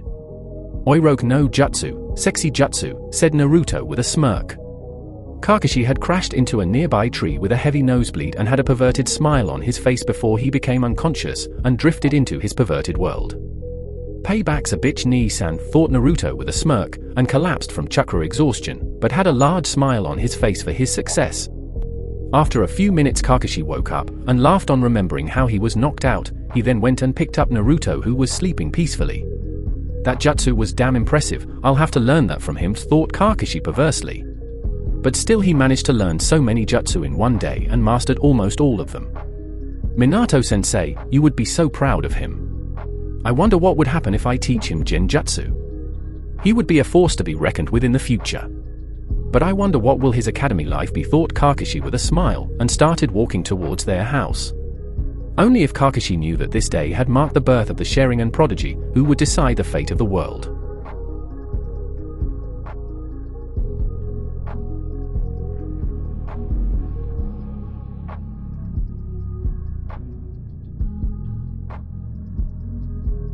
Chapter 3, Comrades and Rivals. Time skip, 3 years. A lone figure could be seen walking through the streets of Konoha. This person was 4 feet 9 inches tall. He was wearing a black t-shirt and blue pants. His hands were covered by his fingerless metallic gloves. He wore black sandals. His face was covered by a black face mask. He had a well-toned body and his blonde hair were wildly swinging in the air with 2 bangs falling over his covered face. Many civilians did not recognize this person and were just busy doing their work, while some shinobi recognized this person but ignored him. This person was none other than Naruto Hatake. It had been 3 years since Naruto had awakened his Sharingan and had started training to become a shinobi. He had joined the ninja academy with his friends 2 years back. His training had been going very well. He had found out that he was a ninjutsu specialist and was quite proficient with it. Kakashi had taught him a few jutsus and was constantly training him whenever he was free from his missions. His most notable achievement in ninjutsu was his mastery over water jutsu. He could learn and perform Suiton, water-based ninjutsu very quickly. He also learned some jutsu of his other affinities but was unable to learn any earth-based ninjutsu. His Sharingan had fully matured and now had 3 tomos in it. It was during a sparring session with Kakashi that he was able to awaken the final stage of his Sharingan, consisting of 3 tomos in each eye. Kakashi had congratulated him on achieving the final stage of his Sharingan.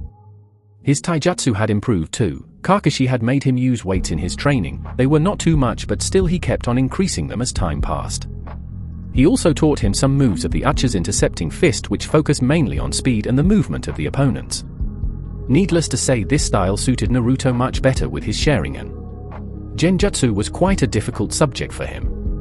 Due to his vast chakra reserves, he had trouble controlling his chakra. Genjutsu required precise chakra control, though Naruto's chakra control had improved greatly, but it was still not good enough for him to learn any genjutsu, but he was able to easily dispel genjutsu due to his Sharingan, which could see through illusions. Naruto's Sharingan was a little different than the ordinary Sharingan. Naruto's Sharingan could cast very effective genjutsu. His illusions were so real that only skilled shinobi or genjutsu specialist could break through them. This ability made up for his lack of skill in learning any other genjutsu apart from his Sharingan illusions.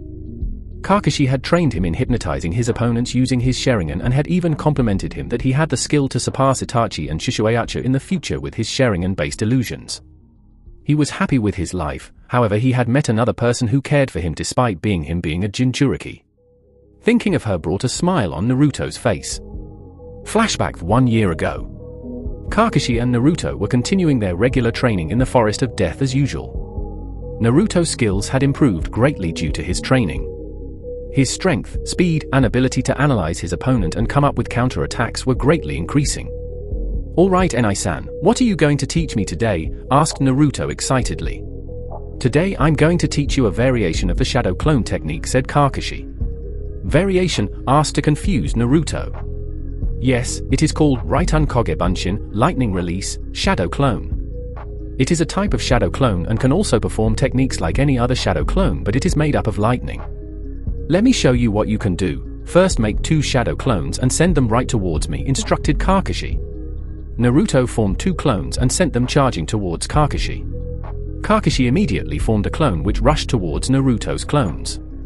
The first Naruto clone aimed a punch at Kakashi's clone chest, but he easily dodged it and tried to give a kick but was blocked by the second clone who was holding his legs. The first clone then immediately jumped in the air aiming to give a roundhouse kick to the Kakashi clone and finish him off.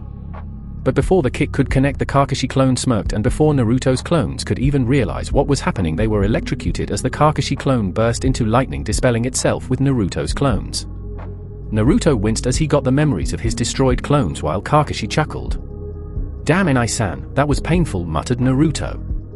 "Now you see what it does. This technique allows the user to make a shadow clone infused with lightning. Because it is a shadow clone, it is able to perform techniques and interact with the environment due to it having physical substance, and also evenly distributes the user's chakra to each clone. If the clone is injured, it will revert to its natural lightning state, at the same time electrocuting whatever it is touching," explained Kakashi briefly. "If I am fighting an opponent near water source, this jutsu can be very helpful," thought Naruto. "Alright, now try to form a clone infused with your lightning chakra dash," said Kakashi, but was interrupted by Naruto. "We've got company," said Naruto sternly. His sensing ability has increased," thought Kakashi as he could also feel a chakra signature approaching towards their position. Just a few moments later, a young woman jumped in the clearing where Naruto and Kakashi were training. Curious to see who this person was, Naruto turned to look at her. First thing he noticed was that this person was a very beautiful young woman. She wore a brown trench coat, a short dark brown skirt above a fishnet cloth which covered the rest of her body. She had a look of pure mischief in her eyes, and her hair was a shade of purple that really looked great on her. All in all, Naruto had to say he found her very beautiful, and this brought a blush on his face, but thankfully it was hidden behind his face mask. "Damn, why am I blushing? I'm not a pervert," thought Naruto. "Oi Kakashi, what are you doing here?" asked the woman curiously. "Anko, what are you doing here?" he asked Kakashi.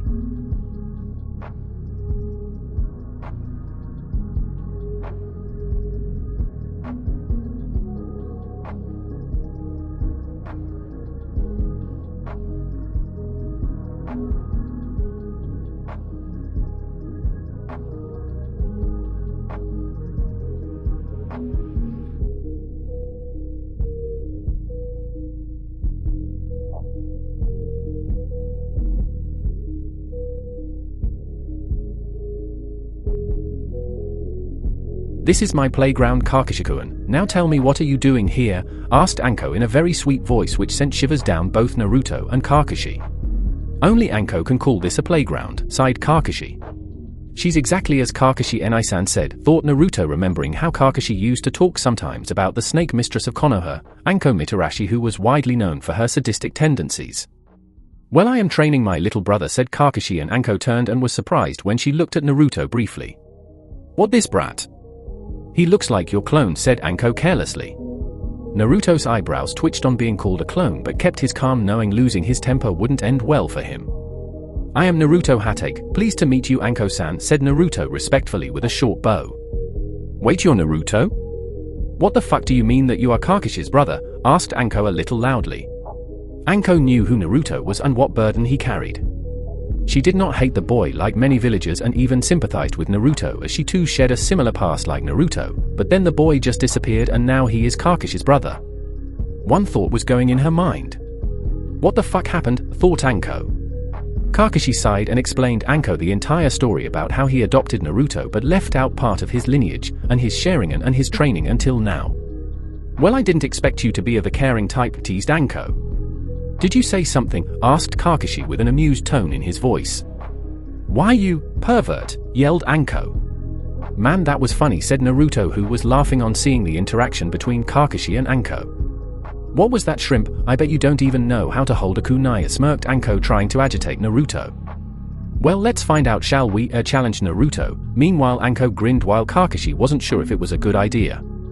Sure, Naruto was a calm and collected person, but he would never let anyone just insult him like that, and also it would be a good chance to test his skills against someone other than Kakashi. Naruto, I don't think you should challenge Anko like that. She is a jounin like me, said Kakashi sternly, trying to make Naruto understand. Enai-san, I know that I am no match for Anko-san right now, but I want to prove it to her that I am not worthless and you trained me well, said Naruto with determination in his voice. Meanwhile, Anko was impressed with Naruto's answer. He not only admitted that he was weaker than her and wanted to fight her for the right reasons.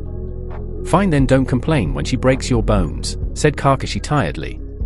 Thanks, Enai-san, said Naruto gratefully. Oi brat, since you are honest and not arrogant, let's make a bet, suggested Anko. What's the bet, Anko-san? asked Naruto. You fight with me, and if you are able to hold against me for even 5 minutes, then I'll teach you something useful, said Anko seriously. That's acceptable, but what happens if you win? Asked Naruto suspiciously. Then you owe me a treat, said Anko with a dreamy look in her eyes, thinking defeating Naruto would just be a piece of cake. Oh, please, it isn't what I think it is, thought Kakashi fearfully. May I ask what this treat may be, Anko-san? asked Naruto. Dango, yelled Anko, pumping her fists in the air. Shit, what have I gotten myself into, thought Naruto. Everyone in Konoha knew about Anko's fetish for dango. It was even more than Naruto's love for ramen. I told you, Otutu. Well, it's your funeral, thought Kakashi. Alright, the rules are quite simple. You can use anything you want. Ninjutsu, genjutsu, taijutsu, all is fair. The spar will continue for 5 minutes until one gives up or loses. No serious damage is to be done to the opponent. It is a friendly spar, explained Kakashi in a monotone voice. Gee, thanks for that, Robo-Cyclops, said Anko, and even Kakashi was a little irritated by the name given to him. Naruto, come with me for a minute, said Kakashi, and walked a little away from Anko. Naruto followed Kakashi, and soon after they were a little distance away from Anko, Kakashi stopped. Naruto, you should not use any shadow clones or your Sharingan in this spar. The Sharingan I need not explain why you are not allowed to use, but for shadow clones I want to see your hand-to-hand combat skills without your clones, and it would be best to keep some of your abilities hidden. The shadow clone is a forbidden technique, and I don't think it will be right to show it to Anko at this time. Do you understand? Asked Kakashi. I understand, Enai-san, and I won't let you down, said Naruto confidently. I have no doubt about that, said Kakashi proudly, and patted Naruto on the back. Naruto walked up towards Anko and got into his fighting stance. Let's do this, said Anko loudly.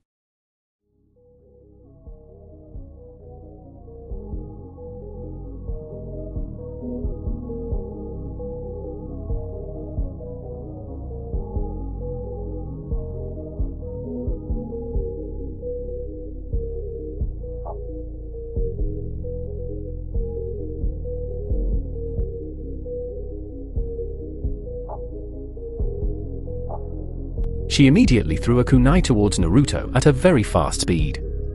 Thinking it to be just a simple attack, Naruto just decided to duck from the kunai's attack, but was surprised when Anko appeared before him in an instant and punched him hard in the face, sending him crashing towards a few feet away. Damn, the kunai was just a diversion which she used to distract my attention and sneaked up on me so quickly. She's fast, thought Naruto, wiping some blood coming from his nose. Had enough, Gaki teased Anko. I am just getting started, said Naruto with an evil smile. He's got no skills and he's cocky, thought Anko overconfidently. She then rushed towards Naruto, intending to finish the spar, and attempted to send a right cross into his cheek. What happened next caught her completely by surprise. Naruto ducked her punch and twisted her body, swatting her punch up and away. He then gave a strong punch to her torso. Anko suffered quite a painful blow and coughed up some blood. Yet before she could even process that, he drove his palm into her chin, knocking her to the ground with a spray of blood coming out of her mouth as her teeth cut into her own tongue. Interesting, he seems to be able to read her moves to some extent even without the Sharingan, thought Kakashi with a little pride. Why you'll pay for that, brat, said Anko, and spat some blood out of her mouth. She then went through hand signs quickly and executed her jutsu. Kaiten, Gokaku no Jutsu, Fire Style, Fireball Jutsu. Anko gathered a large amount of chakra and executed a large fireball towards Naruto. The fireball was enormous in size and its flames were very hot and were burning everything in its way and was speedily rushing towards Naruto, who had started performing his own hand signs with great speed. Suitun, Suijinheiki, water release, water encampment wall. A giant wall of water surrounded Naruto from all sides and impacted with the fireball with equal force. At first both techniques seemed to be at equal strength, but soon the fireball seemed to become smaller and after a few moments it disappeared with only steam surrounding the entire area. Damn, what is this kid? He created water from nothing. There isn't even a water source nearby, how the hell could he do that? Thought Anko in amazement. She then quickly disappeared from Naruto's view with the intent of forming a new strategy. Meanwhile, Naruto was searching for Anko and was trying to locate her chakra through his sensor ability, and after a few moments he found her chakra coming from a nearby tree. Got you, thought Naruto, and rushed towards Anko's position.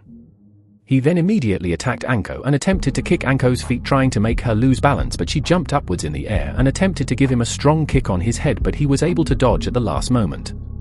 They then engaged in a fierce battle of taijutsu, trading kicks and punches with each other. It was mostly Anko attacking and Naruto dodging her attacks with good speed. Damn, her taijutsu is impressive and she hits damn hard, thought Naruto, noticing some bruises over his body. This kid is something else, though I am not going all out, but still he is strong, thought Anko.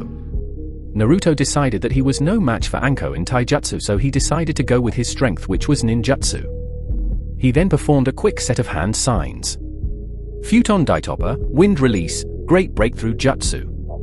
What? Thought a shocked Anko, but before she could evade the attack a large gust of wind collided with her and sent her crashing into a nearby tree, where she crashed with a loud thud. Deciding not to give Anko any more time, Naruto performed another set of hand signs and gathered a large amount of chakra in his lungs. Kaiten, Gokakyu no Jutsu, Fire Style, Fireball Jutsu. A large fireball rushed towards Anko and engulfed her in flames and burned everything surrounding her position to ashes. Maybe I overdid it a little, thought Naruto tiredly, but just as he was able to call Kakashi, he heard something from behind his position. Senejashu, hidden shadow snake hands. Before Naruto could even blink, his entire body was entangled by a group of snakes and he crashed on the ground with the snakes holding him tightly on the spot. He looked back at where his fireball had hit only to see a burnt wooden log in his place. Damn, a substitution. You idiot, thought Naruto angrily. He looked back to see Anko standing behind him with a smirk on her face. Although her clothes were burnt badly, while there were some light bruises on her hands and knees indicating that she barely avoided the attack. Impressive, Gaki, you were able to hold up against me for this long and you even made me use my snakes. I'll admit you've got skill, but it's over. If you move, my snakes will love to get a bite from you, and they are very poisonous, said Anko in a very sickly sweet voice. Alright, I forfeit, said Naruto dejectedly. Now Naruto, can you tell me why was Anko able to defeat you? Asked Kakashi. Because I was weak, suggested Naruto.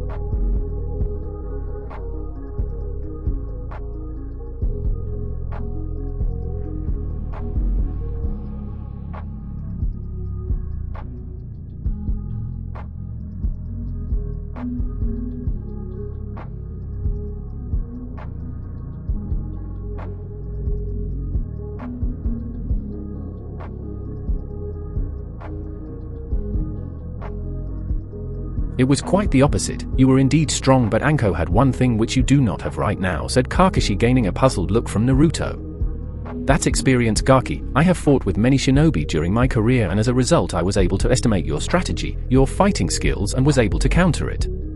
No matter how much a person trains, he still needs to have real experience, and that comes from missions.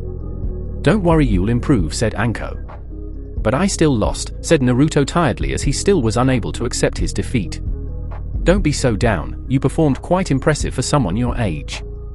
Always remember this: if your opponent is stronger than you and victory does not seem possible, then it is a good choice to accept defeat. Do not let your pride get in your way, it has led to the downfall of many shinobi. Sometimes to win you must lose, explained Anko, and removed her snakes and offered her hand to Naruto to make him stand, which he gratefully accepted. That was indeed a good spar. You were able to hold against Anko for 4 minutes, that's more than I expected. I'm proud of you, said Kakashi with pride in his voice. I understand, and thank you Enai-san, Anko-san, for explaining this to me, said Naruto respectfully. Now Kakashi, how does he know such jutsus, and what the hell did you teach this boy? Don't you think he is too young to learn this much at his age? Argued Anko, thinking Kakashi was trying to make Naruto more stronger than required for his age. Now Anko, I understand your point, but Naruto has some enemies in the village who have tried to harm him in the past, so Hokage-sama had ordered me to teach him so that he could protect himself. Surely you understand that, don't you? Asked Kakashi, and Anko nodded. But how can he perform jutsu of 3 different affinity, and how in the hell does he have such high water affinity? Asked Anko curiously, as she was thoroughly impressed with Naruto's abilities.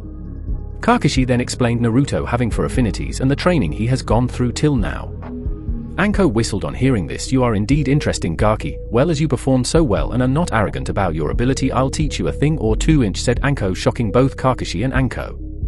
Kakashi was shocked because Anko was never interested in teaching anything to anyone. After Orochimaru left the village and betrayed Anko, she shut herself down and never trusted anyone else like before except from her best friend. Kakashi was also a friend of Anko and knew of her pain, and for her to be willing to teach Naruto was quite astonishing. But I lost the bet. Why do you want to teach me? Asked a confused Naruto. Well, you and I are a lot alike and you have got talent, so I just think I'll teach you a thing or two. But you owe me a lot of dango for this, and stop calling me Anko-san. I am not a person for much honorifics, said Anko with a genuine smile. In truth, she cared for Naruto but was just unable to express it, and so this was her chance and she decided to take it. Thanks, Anko-chan, said Naruto with a true smile. Anko-chan? You have good taste, Gaki. I might even like you, Naruto-kun, teased Anko while whispering in Naruto's ear, getting a light blush on Naruto's face, as Anko sure was beautiful and her ways of seduction were quite impressive. Meanwhile, Kakashi was giggling on seeing the entire scene between Anko and Naruto, but in truth he knew that Anko was just teasing Naruto. Now you do owe me some dango. Don't you? Asked Anko menacingly with a dark aura in her voice, and Naruto nodded immediately. Of course, Anko-chan. Kakashi Enai-san would like to come with us, asked Naruto pleadingly, hoping Kakashi would come to pay for Anko's huge dango bill. Oh, you are not getting me this time, Naruto, thought Kakashi mischievously. Sorry, Otutu. I have got some work with Hokage-sama. See you later, said Kakashi and disappeared in a puff of smoke before Naruto could retort. Naruto turned around to find Anko impatiently tapping her feet on the ground. Damn you, Enai-san, you cheeky bastard, thought Naruto with anime tears dropping from his eyes on losing his precious pocket money. Flashback end. Needless to say, Naruto got along very well with Anko. She was able to get him to open up and not remain secluded from others. She was like his elder sister who always guided him. Even Kakashi and Anko became better friends. At first, Naruto thought that Anko was a hard person who just didn't care about anything, but after he came to know about Anko's life, he found one person to whom he could somewhat relate to. A person who could somewhat understand him. She also introduced him to some food other than ramen. He once criticized that dango was not better than ramen, and let's just say it didn't end well for him. Anko was true to her words and decided to give some training in taijutsu to Naruto. She was training him with some moves of the heavy style which she was quite adept with. Under Anko's guidance, Naruto found out that his taijutsu needed a lot of work, and he had not paid equal attention to taijutsu as he did with ninjutsu and genjutsu.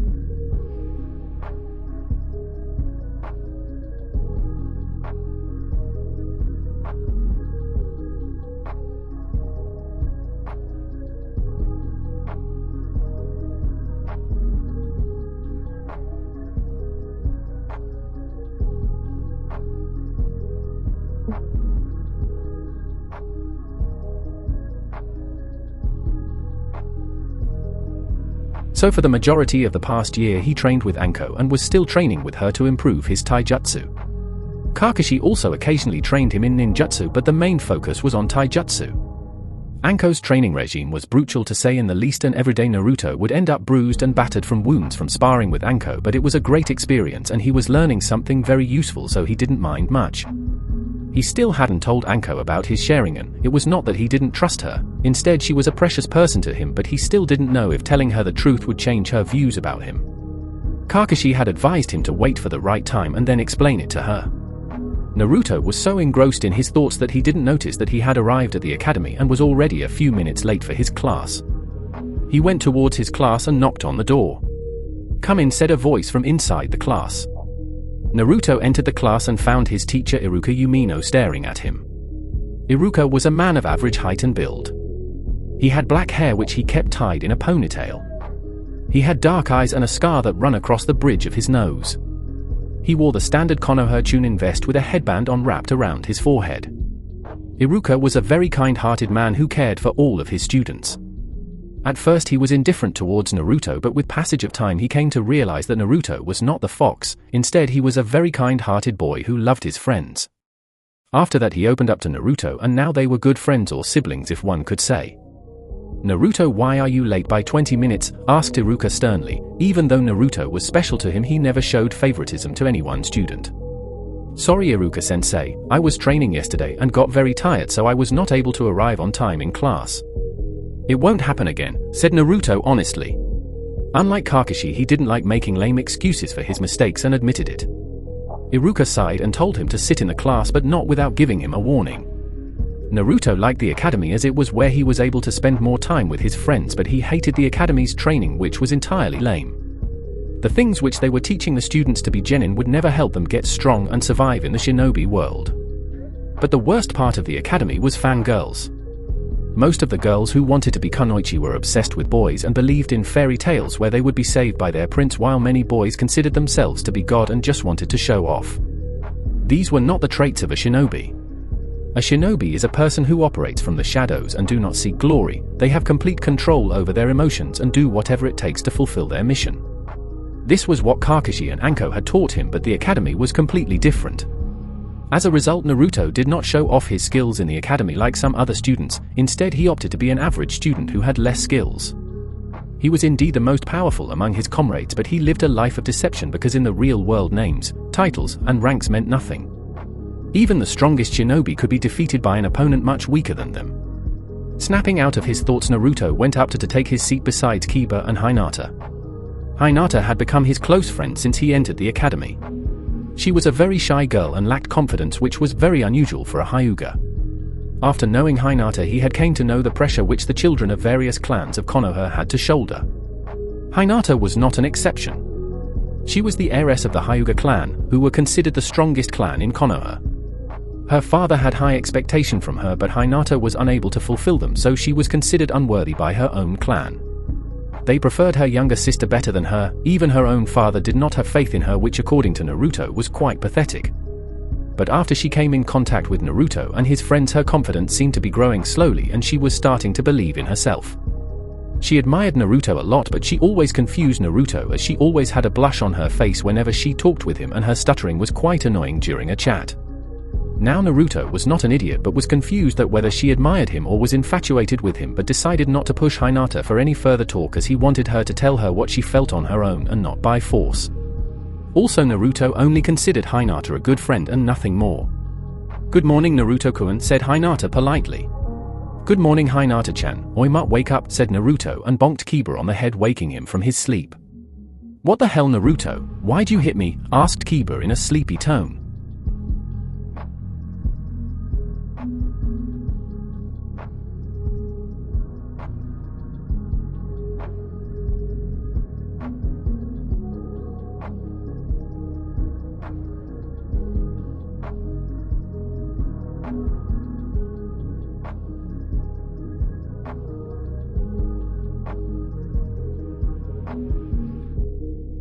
"Why are you sleeping so early in the morning, idiot?" said Naruto with a smirk. 3, 2, 1, now thought Naruto. "Man, Iruka-sensei's lessons are so boring." "So I was taking a nap," said Kiba loudly, and Akamaru barked in agreement. This brought different reactions. The entire class laughed while Iruka was furious. "Kiba Inuzuka, for that you shall write about the history of Konoha 50 times, yelled Iruka. Kiba paled on hearing that. The history of Konoha was not something a person would want to write 50 times. "Iruka-sensei, I was not alone, even Shikamaru was sleeping," pleaded Kiba, hoping to get out of this situation. "Troublesome, I was not sleeping," Kiba said Shikamaru quickly, but yawned immediately after saying that. The class had a hearty laugh as Shikamaru was caught too. Naruto and the others watched with amusement as Iruka scolded both Kiba and Shikamaru for sleeping in the class. After a long lecture which lasted for many minutes and some apologies from Kiba and Shikamaru, Iruka let them go. Iruka took a few deep breaths to calm himself down in order to continue teaching the students. "Alright, now we shall dash," said Iruka, but was stopped in his speech as the bell rang signaling the end of the class. Shikamaru understood that it was Naruto's plan to distract Iruka and wait for the class to end to escape from the boring lesson. "You planned this, didn't you?" asked Shikamaru sharply. "I don't know what you are talking about, Shika," said Naruto slyly. "What are you talking about, Shikamaru?" asked Chuji curiously. Even Shino, Kiba, and Hinata were intrigued. Shikamaru then explained what Naruto had done. "Naruto-kun, that was mean," said Hinata, but still had a slight smile on her face. "You tricked Emi," yelled Kiba. "I try my best," said Naruto with a smirk. "Troublesome blonde," said Shikamaru, but was bonked on the head courtesy of a pissed Aino. "What was that, Shika?" asked Aino menacingly. "Troublesome," muttered Shikamaru. "Thanks, Aino, nice hit," said Naruto laughingly. "You bet, Naruto," said Aino, and exchanged a high five with him. Aino was also one of Naruto's best friends and he liked her a lot. Her loud personality and brash attitude were quite interesting. However, they still had some differences. The main difference was her mad infatuation with Sasuke, but despite everything she was his good friend. Chuji laughed on watching the entire incident while Shino had a smirk on his face. The only people in the room who were not interested in seeing the group of friends were Sasuke and Sakura Haruno. Naruto had tried to befriend Sasuke in the past, but Sasuke was not interested. He considered himself greater than the others and looked down upon anyone whom he didn't consider a challenge. Sasuke was mad about getting power and achieving it through any means necessary. He brooded all day and did not socialize with anyone. He didn't even look at his fangirls who worshipped him like a divine god. A part of Naruto hated Sasuke with passion. Sasuke was the golden boy of the village. Almost all the villagers practically worshipped him just because he was the last of his clan, which in fact was not entirely true. But still, even after being shown so much care and affection, Sasuke berated others whom he did not consider worthy of his time. This seemed to make Naruto hate Sasuke more. All in all, Sasuke was a stuck-up prick who considered himself greater than the others just because he was an Uchiha. Naruto tried to talk to Sasuke sometimes, but after a few tries gave up on him as he was a lost cause. Sakura, on the other hand, was just book smart but was probably the greatest fangirl of Sasuke. She practically worshipped the ground on which Sasuke walked, and berated others and praised Sasuke for almost everything. Due to this, Naruto stayed away from Sakura as she was annoying. Even Aino's fangirl tendencies paled in comparison to Sakura. Sure, Aino was mad about Sasuke, but she did not berate other people as much as Sakura, and she never berated Naruto or any of her own friends. So according to Naruto, Sakura was just an annoying girl who practically had no skills as a ninja and was not fit to be a shinobi. The rest of the day passed with the group of friends undertaking the kunai and shuriken tests meant to test their accuracy with weapons. Kiba was able to hit 8 out of 10 kunai targets, while Shino hit 7 targets. Shikamaru and Chuji were also able to hit 7 targets each, while Aino and Hinata managed to hit 6 out of 10 targets. Sasuke was able to hit every single target, which earned him a rather annoying cheering from his fangirls. Most of his fangirls were civilians who had no idea who Sasuke really was. If they knew, they wouldn't have even spared him a glance. Sakura performed the worst out of all students, with only managing to hit 4 targets out of 10.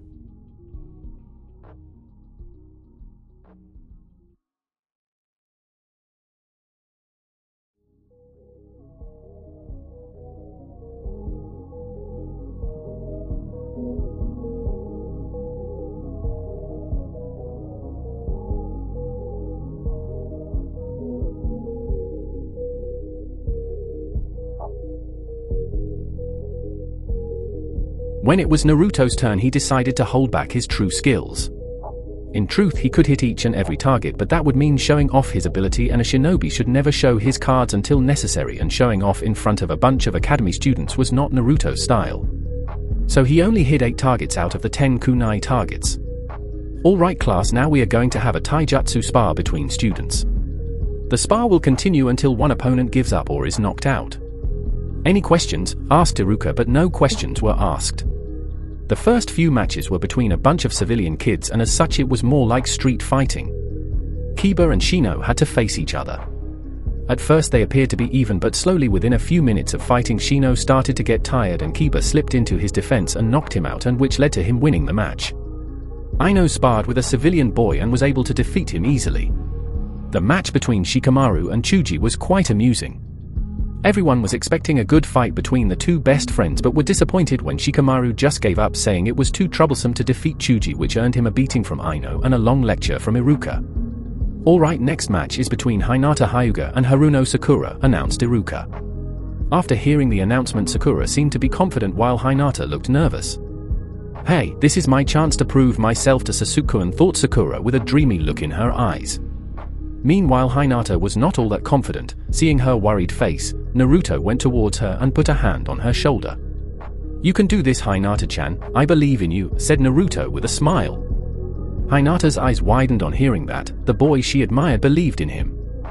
"I won't let Naruto-kun down, I will win this fight," thought Hinata with determination. "Go Hinata, kick foreheads," yelled Aino, while the others gave Hinata a thumbs up while Shino gave her a brief nod of encouragement. Seeing all her friends' faith in her brought tears in Hinata's eyes. She got the thing she wanted in her life most: recognition and to be acknowledged. These were her true friends and she won't let their trust go in vain. Iruka signaled the start of the match. Sakura rushed towards Hinata blindly and attempted to give a kick at Hinata's face. Hinata easily caught Sakura's leg and with a quick motion gave a punch to Sakura's chest, and then she quickly gave a leg sweep to Sakura's right leg, making her lose balance and fall on the ground. She then gave a quick series of gentle fist punches and sealed the majority of Sakura's tenketsu. The entire crowd of students were shocked on seeing Hinata's fierce battle. Every time Hinata had a spar with someone, she would lack confidence and would make a mistake and lose easily, but this time she was fighting as if she was a true shinobi. Naruto smiled on seeing Hinata's fight. He knew Hinata wanted to be acknowledged and for people to believe in her. And who be better than her friends, so he just did what was best for his friend and the others did the same. Sakura found herself in a new world of pain. She had expected to win against Hinata as she considered her weak, but was surprised when she was defeated so easily and was beaten mercilessly by a girl who everyone thought as weak. "Sakura-san, I have sealed of your tenketsu. I would advise you to quit as you are unable to fight," said Hinata with a polite yet stern tone in her voice. Sakura dejectedly accepted her defeat and went back towards her place while limping all the way. "You did great, Hinata-chan," said Naruto, but was surprised when he was enveloped in a tight hug by Hinata. "Thank you for believing in me, Naruto-kun. Thank you everyone," said Hinata happily. "Way to go, Hinata," yelled Kiba with Akamaru barking in agreement. All the others congratulated Hinata, with Aino being the loudest person to praise her for defeating Sakura. Iruka smiled on seeing the entire interaction between his students. "It seems I was wrong about you, Naruto. Hokage-sama was right, the will of fire burns brightly in all of you," thought Iruka proudly. "Alright, today's last match is between Naruto Hatake and Sasuke," announced Iruka. The entire crowd went silent but soon erupted into a cheering for Sasuke, the most coming from Sakura. "Oi Naruto, kick that team's ass," said Kiba. "Good luck, Naruto-kun," said Hinata with a warm smile.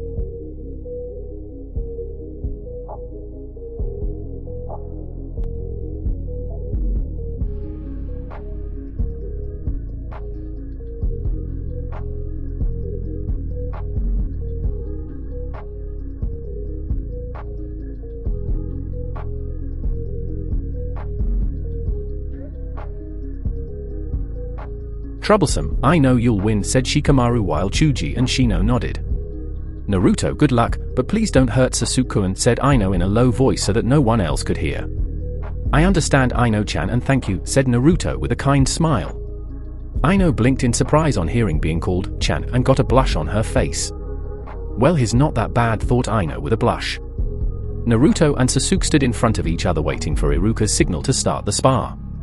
Naruto seemed to be stoic as ever, his emotions being hidden behind his mask, while Sasuke seemed to be confident of himself. Iruka gave the signal indicating the start of the spar, but even after a few moments Naruto hadn't moved from his position and was standing with his hands in his pockets as if he was mocking Sasuke. "What's the matter, Dobi? You scared of facing me?" asked Sasuke in a mocking tone. Naruto gave no reaction and stood stoically in front of Sasuke. Kakashi had taught him that the best way to win a fight was to make sure your opponent gets distracted. Naruto knew about Sasuke. He knew Sasuke was strong, but his arrogance was his weakest point, and by playing with his ego he was making sure that Sasuke loses his cool. With the spectators. "Shika, why is Naruto just standing there?" asked Aino in confusion. "Psychological warfare," stated Shikamaru. "What?" asked Aino even more confusedly. All the others were also interested in hearing Shikamaru's answer. "Troublesome blondes, Naruto likes to play with his opponent's emotions rather than charge in head-on. I noticed this while we played shogi," said Shikamaru. "As if he could defeat my Sasuke-kun with such cheap trick," screeched Sakura. Everyone winced on hearing her voice. Even Aino, who was fond of Sasuke, was annoyed by Sakura's madness. "But do you think Naruto would be able to defeat Sasuke?" asked Chuji. "Naruto is a way more powerful than he lets on," said Shino for the first time. "How so?" asked Kiba. You'll see, besides it's too troublesome to explain, said Shikamaru. Lazy-ass Noros, thought everyone at the same time. With Naruto. Naruto was waiting for Sasuke to start his attack. Meanwhile, Sasuke was getting impatient with Naruto's non-responsiveness and decided to provoke him a little. Looks like your loser friends were wrong to trust a doby like you, mocked Sasuke, and the reaction he got from Naruto satisfied him. Naruto's eyes hardened on hearing that. He could tolerate his insult to some extent, but no one ever insults his friends and walks away with it. I wanted to hold back Sasuke, but you leave me no choice, thought Naruto. Before anyone could even blink, Naruto rushed towards Sasuke at tremendous speed and slammed his fist in Sasuke's gut. Sasuke felt the air knocked out of his lungs. He wasn't even able to see Naruto's moves. Naruto then gave a harsh kick to Sasuke's face and sent him flying few feet back.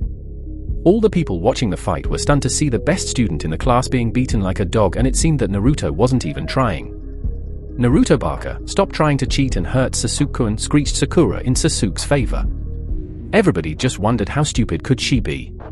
Kill her, make her feel pain, said a voice inside Naruto's mind, shocking him. Naruto realized that it must have been the Kyuubi, but now was not the time to think about it. Sakura, shut up, you're annoying, said Naruto in an icy tone, sending shivers up everyone watching the fight. Sakura was frozen with fear as Naruto's cold blue eyes looked at her. His small killing intent was making things worse for her. Is this your power, Naruto? Thought all his friends and Iruka in unison. Don't forget about me, yelled Sasuke angrily and attempted to send a right hook towards Naruto. With great speed, Naruto sidestepped from Sasuke's attack. He then grabbed Sasuke's arm and twisted it, making Sasuke wince in pain. Looks like Anko's training paid off, thought Naruto with a smirk. Shinobi Rule 25, a ninja must always keep his emotions in check. If emotions are not controlled, they will lead to your downfall, Sasuke, said Naruto mockingly with a mild laugh. Sasuke yanked his arm away from Naruto. He then tried to give a leg sweep to Naruto, but Naruto back-flipped away gracefully. Why do you hesitate? You're pathetic, said the voice again from Naruto's mind. Shut up, you damn fox, yelled Naruto in his mind.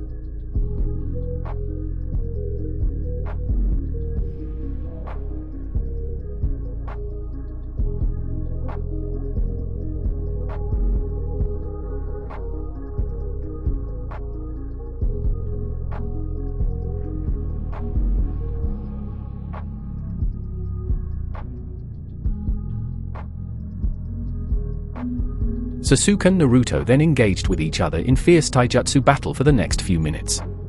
Sasuke was giving everything he got, but Naruto was just avoiding his attacks like a snake. It was as if he had no bones in his body. The entire class as well as Iruka was stunned on seeing what was happening.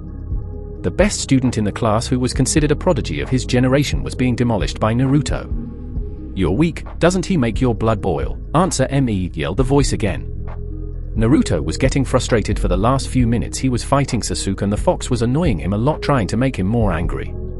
Yes, now shut up, yelled Naruto. You will bow before me, you insolent brat, now watch my power, said the voice. Naruto was trying his best to control his anger. He was feeling a surge of power through his body. Every fiber in his body was itching to kill Sasuke. It was like the fox's bloodlust was affecting him. You listen to me, you damn fox, I won't let you control me, now go back to where you came from, yelled Naruto with determination.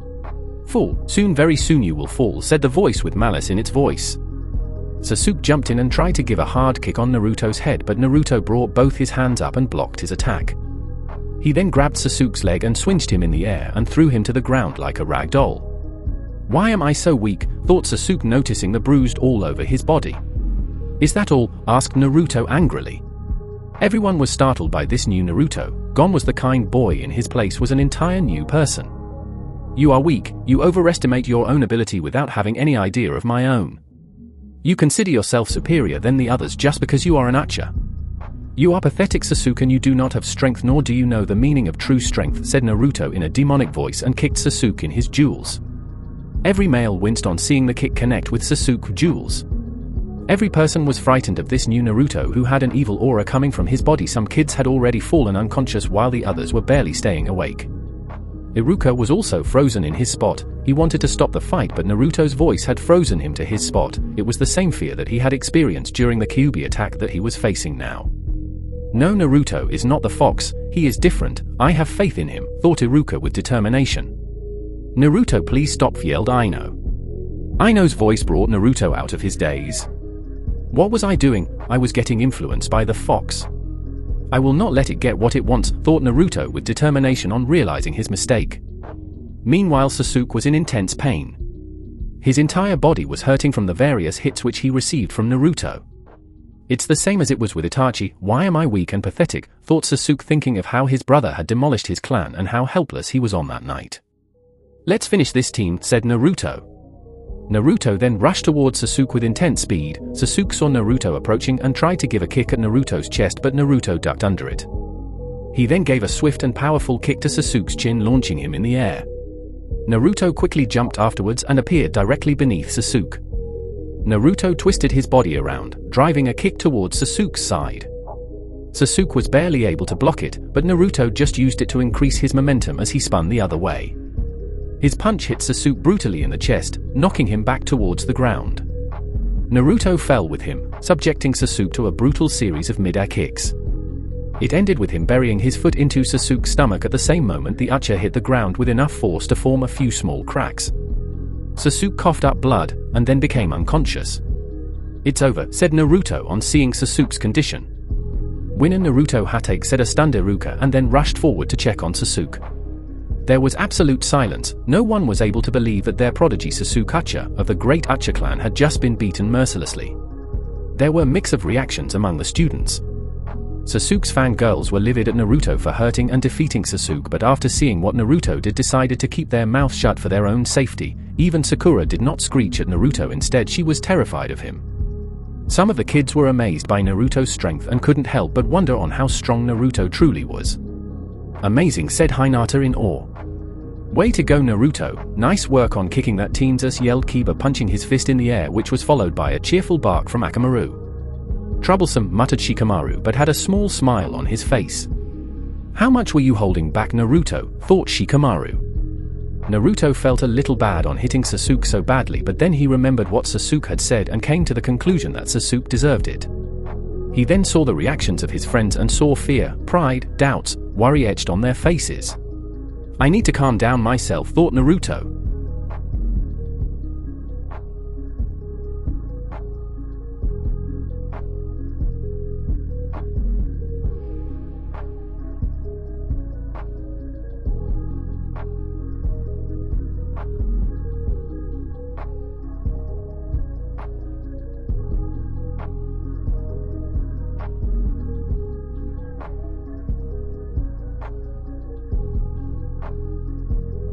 He then went towards his friends, Aino specifically. He remembered Aino had asked him not to injure Sasuke badly, but he injured Sasuke and felt as if he hurt Aino even though Sasuke deserved what he got. I'm sorry, Aino, I hurt Sasuke, said Naruto regretfully. He was expecting a slap, cursing from Aino, but what happened next shocked him. Aino enveloped in a tight hug and had a few tears in her eyes. It's alright, I heard what Sasuke said, it's not your fault, said Aino and embraced Naruto tightly. Thanks, Aino-chan, said Naruto and returned the hug. He felt relieved on hearing that Aino didn't blame him or hate him for beating Sasuke. Troublesome blonde, muttered Shikamaru with a smirk. Aino, you sure you like Sasuke? It looks like you like Naruto a lot more than Sasuke, teased Kiba. Shut up, dog breath, yelled Aino and bonked Kiba, but she had a light blush on her face. Naruto, you performed well, said Shino, and Naruto nodded. Guys, thank you for having faith in me. Now I have some work to do, I'll see you guys later, said Naruto and immediately ran off without waiting for any reply from his friends. I need to talk to Kakashi Enai-san and Jiji, thought Naruto and rushed towards the Hokage Tower. Everyone just wondered what Naruto really was. He was an enigma to them. At one moment he's a kind and caring person, and the other moment he was a ruthless person who destroyed his enemies. One thing was made clear, that Naruto was not what he seemed and was a lot more powerful than he showed. And there was something dark in Naruto. That's the end of this chapter. Hope you guys liked it. Took quite some time writing such a long chapter. Now Naruto and the other characters age. Naruto to 10. Kakashi 24. Ankodi 19. Hiruzen 64. Iruka 19. All the other rookies, Konoha 12-10. Naruto's Sharingan has fully matured and has genjutsu abilities which will be explained later on in the upcoming chapters. Well, I just changed Hinata and Aino's personality. I was kind of annoyed by Hinata's low self-esteem and her stuttering and Ino's bias towards Naruto, so decided to change a few things. Right now there is no romance between neither Naruto Hinata nor Naruto Shino, they are simply friends. I try to keep the fights normal and believable and the bashing a little less, but Sakura will remain a bitch for quite some time. But don't worry, she'll be able to see reality as the story progresses and won't be a bitch in the entire story. Regarding Sasuke, I'm not sure yet. I have got some plans for him, but it will be revealed as the story progresses. And Anko and Naruto are not having any romance between them, it was just teasing.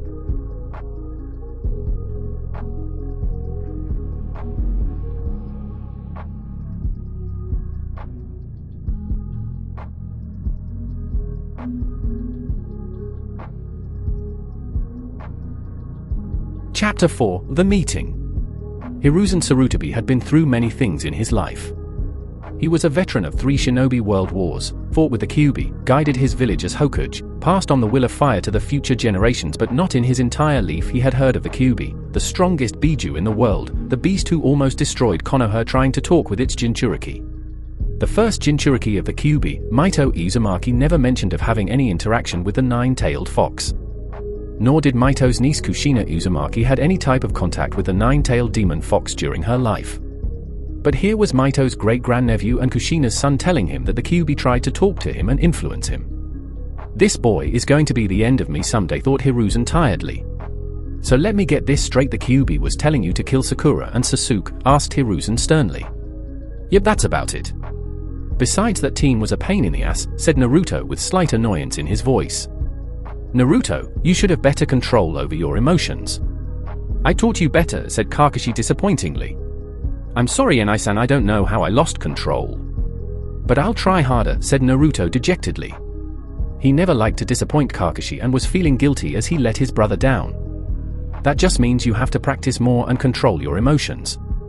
You can do this, Naruto, I have faith in you, said Kakashi reassuringly. Kakashi knew it was never easy when the strongest Biju in the world was trying to control you, and honestly he couldn't blame Naruto for losing control. Hell, even he would not be able to keep the Biju at bay, but still he had to make sure Naruto understood the seriousness of the situation and was making sure of it.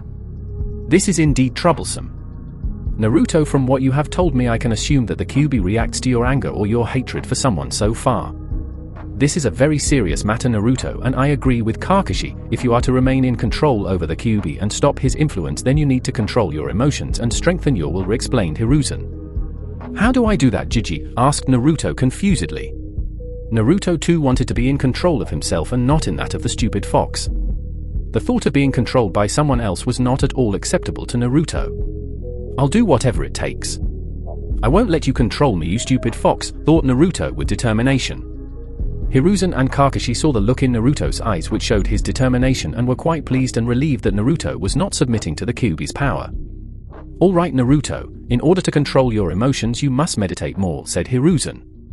I don't understand, Jiji, I am already meditating, why do I need to meditate more? Asked Naruto confusedly. Because you have not achieved complete control over your mind. By meditating more you will be able to know more about yourself, said Kakashi in an amused voice. Hey, what does that mean? Asked Naruto irritatingly. That's for you to find out. Try to look underneath the underneath, said Kakashi with a chuckle. Annoying older brothers, mumbled Naruto with a sigh. Did you say something? Asked Kakashi in his trademark voice. Oh, you're not getting me so easily, thought Naruto deviously. Hey? Asked Naruto in a too innocent voice. This got very different reactions from the 2 other occupants in the room. Hiruzen couldn't contain his laughter anymore, while Kakashi was shocked that Naruto had just played his own card against him again. I never thought that I would live to see this day, Kakashi. Somebody actually used your own attitude against you, said Hiruzen with a chuckle. I wonder what Guy would think about this, suggested Naruto deviously.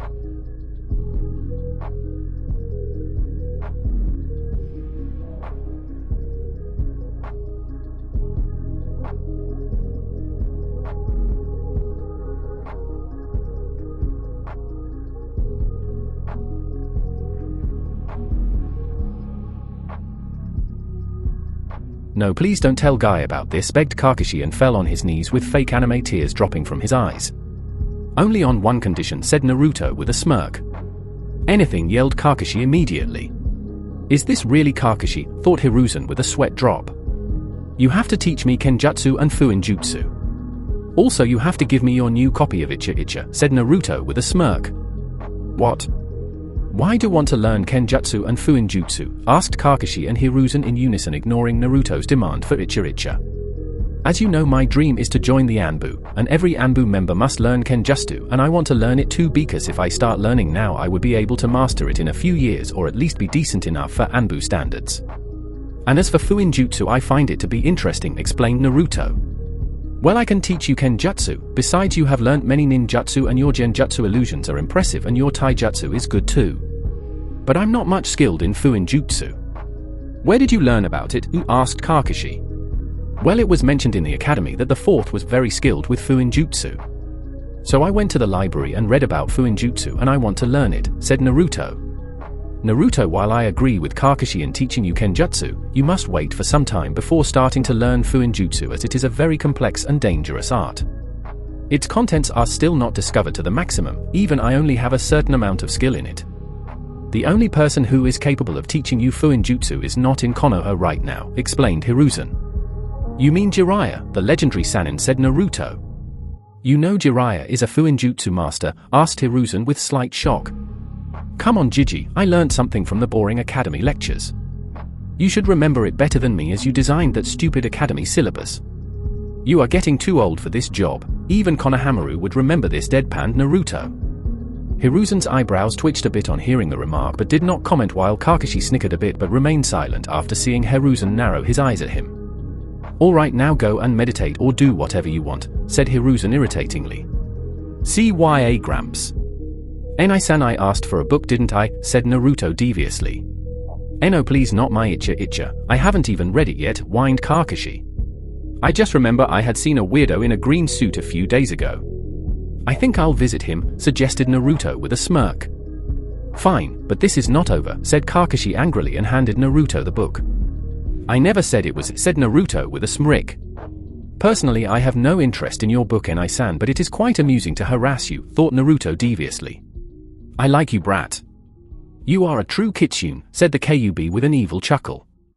Can't you just leave me alone? Asked Naruto tiredly. Nope, said QB amusedly. Why do I even ask? Thought Naruto. That's because you are stupid, said QB and roared with laughter which was full of malice. I'm out of here, said Naruto. Alright, I'll see you soon, Jiji, said Naruto and opened the door of the office to leave. Naruto, I just wanted to tell you that Konohamaru wanted to meet you, said Hiruzen. Alright, I'll spend some time with him after the academy tomorrow, said Naruto and left the office, leaving an amused Hiruzen and a whining Kakashi in the office. I wonder what that shrimp is up to, thought Naruto with a smile etching on his face.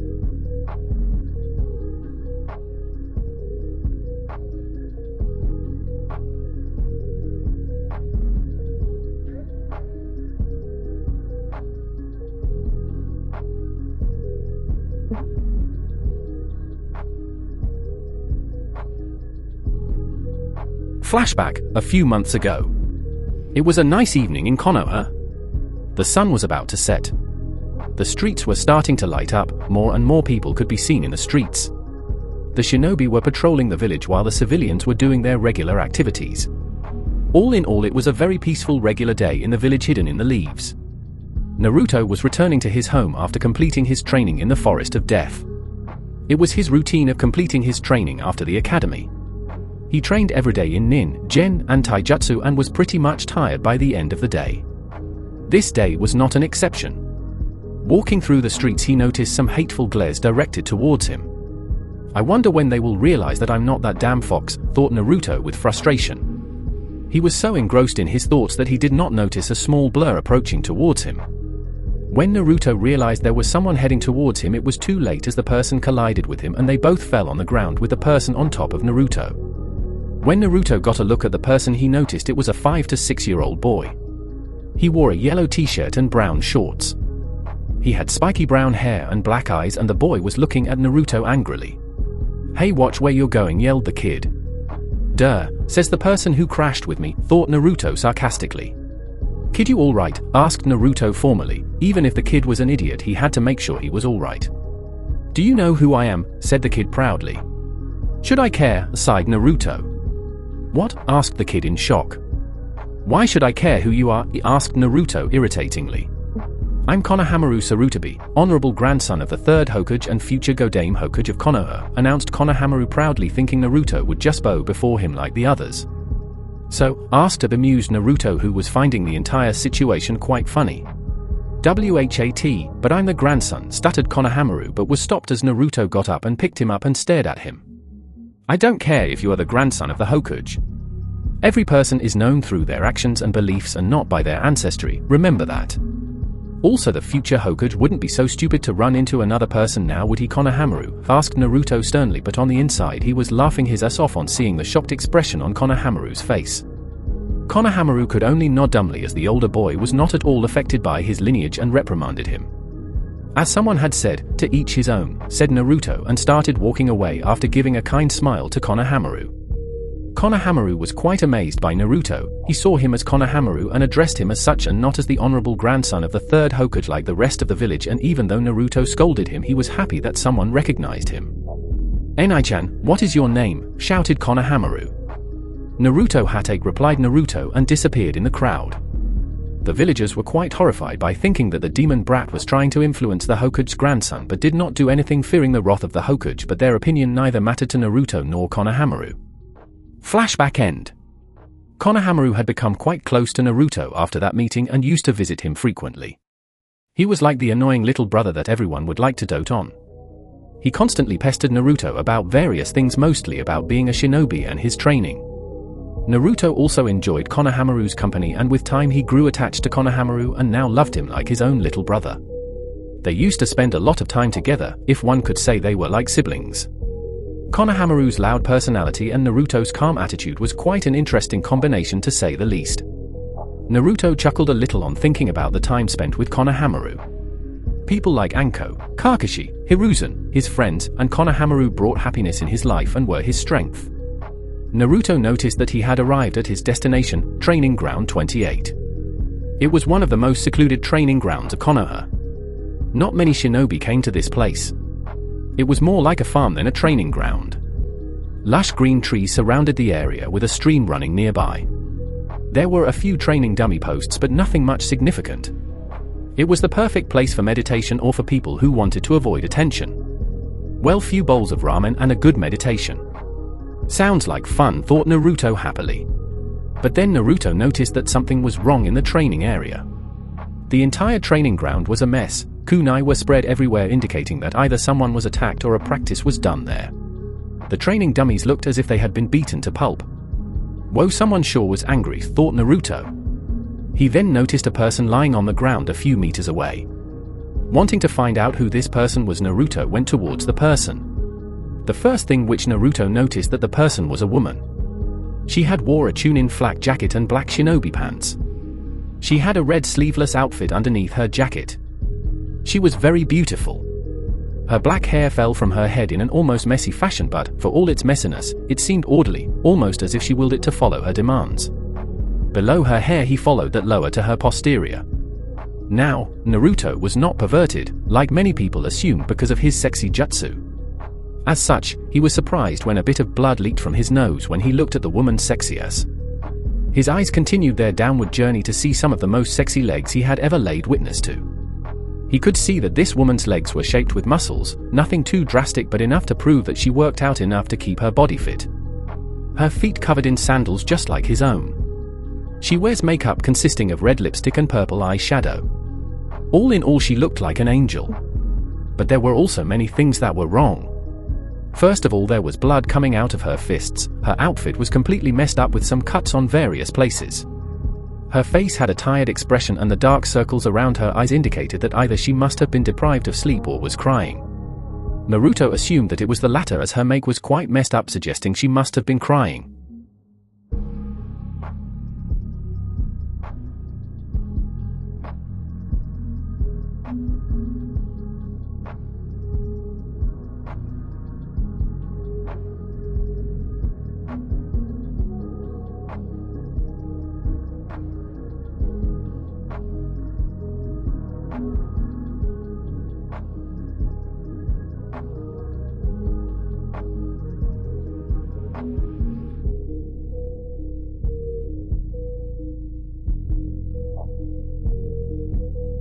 Looking at the destroyed training dummies made all things clear that this woman must have destroyed them, and quite brutally.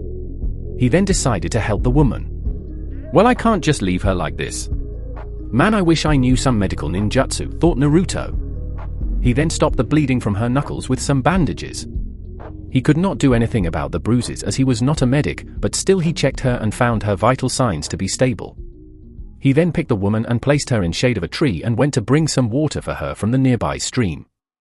After bringing some water for the woman, he sat beside her and started his meditation, deciding to wait for the woman to wake up as she definitely looked tired and distressed. Kakashi had once told him to not disturb women in their sleep. Naruto didn't listen to his advice and had once waked up Anko from her beauty sleep. He spent the rest of the day coiled up with snakes in Anko's little apartment. Damn, women are scary when they are pissed. No wonder Shikamaru says they are troublesome, thought Naruto with fear as he remembered the incident. He then started his meditation. Everything seemed to be much more peaceful around him. He could feel the cool air rubbing against his body, the peace provided by nature. He was now able to understand what Kakashi meant and was grateful to Hiruzen and Kakashi for that. Everything was going fine when suddenly he felt himself being dragged into his mindscape. Naruto found himself standing in front of a large saw. The entire area was flooded with water, but the strange thing was the air leaked of killing intent. It was as if the entire air was full of feelings of malice and hatred. The walls surrounding the saw were very dull. There were large gates in front of Naruto with a seal on it. All in all, it was a very depressing place. Looking behind the bars, he found himself being watched by a pair of blood-red eyes which seemed to look at him with pure hatred.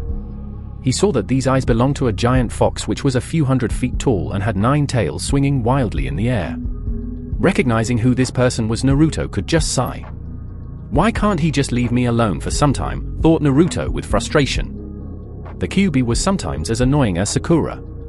The fox seemed to realize Naruto's boredom and took it as an insult, and soon 5 giant claws seemed to be coming out of the cage and heading towards Naruto, aiming to tear him off. Realizing the danger he was in, Naruto immediately jumped a few feet away and activated his Sharingan. Is that how you greet the person who has carried your sorriers for 10 years, said Naruto bemusedly. Shut up, you idiot, I am the Kyuubi no Kitsune, the strongest Biju in the world, roared Kyuubi angrily. And yet you are sealed in a puny little human like a slave, retorted Naruto amusingly and started laughing loudly on seeing Kyuubi growl further and trying to kill him with his claws, but the seal seemed to stop it. The seal seems to be one of the most strongest seals if it is capable of stopping even Kyuubis, thought Naruto in amazement. If not for your bastard Yondaime and this seal, I would have killed you, ripped you apart and enjoyed hearing your screams till eternity, chuckled Kyuubi maliciously. You can try, said Naruto with a smirk. If this wasn't enough, you have those damned eyes, muttered Kyuubi, which went unnoticed by Naruto. What did you say? Asked Naruto suspiciously. Why the fuck should I tell you? Retorted Kyuubi bemusedly and laughed on seeing Naruto's eyes twitching a little. Listen Kyuubi, you and I both didn't want this. You being sealed in a human and me bearing all the hatred because of all the shit you caused. I don't know why you attacked the hidden leaf, and personally I don't care, said Naruto tiredly. You don't? Asked a curious Kyuubi. There are few reasons. First, some people deserved it, said Naruto a little angrily. Oh, is that so? Said Kyuubi with a devious chuckle. I like you, brat, thought Kyuubi proudly. But not all the people deserved your wrath, and second, you won't tell me even if I asked you, explained Naruto. You are smarter than you look, said Kyuubi. Hey, shut up you fuzzball, yelled Naruto a little childishly. Both Kyuubi and Naruto stared at each other for a few moments angrily. Both seemed to be pretty determined to not back down, but in the end Naruto averted his eyes while Kyuubi had a smirk on his face on getting his victory. Look Kyuubi, at least bear with me for the time you are stuck with me, requested Naruto. Why should I do that? Asked Kyuubi arrogantly. Because it won't end well for you if you don't, said Naruto demonically with his Sharingan piercing in Kyuubi's eyes. For a brief moment Kyuubi was quite shaken by this new Naruto. He could see a younger version of Uchiha Madara and the masked man that subdued him. There was a lot of darkness in Naruto. He was not afraid of Naruto, it was quite the opposite, he was intrigued by Naruto. He was his first Jinchuriki that talked with him. Of course it was his fault that he never talked with his previous Jinchuriki, but neither of them wanted to do anything with him. But Naruto was different. Even though he possessed the Sharingan that Kyuubi despised the most in the world, he was not arrogant, nor did he consider Kyuubi his slave. Instead, he wanted a compromise with him. There will come a person in the future, the one who would establish true peace in this world or destroy it completely. All of you tailed beasts will play an important role in this person's life. No matter how far you go, you all will always be together. This person will show you the right path and the meaning of true power. Until that time, wait for your destiny and the role you will play in it, my children. These were the words said by the Rikudo Sennin, the person who saved the world from the Jubi, 10 tails, and became a god and the one who created the tailed beasts. Kyuubi could still remember his father's words. The Rikudo Sennin was the only human in the entire world who Kyuubi respected and looked up to. I wonder if you are the one, Naruto, thought Kyuubi. Why, Kyuubi, snap out of it. Tell me, why have you brought me here? I have important things to do, you stupid fuzzball, said Naruto irritatingly as Kyuubi just stared at him.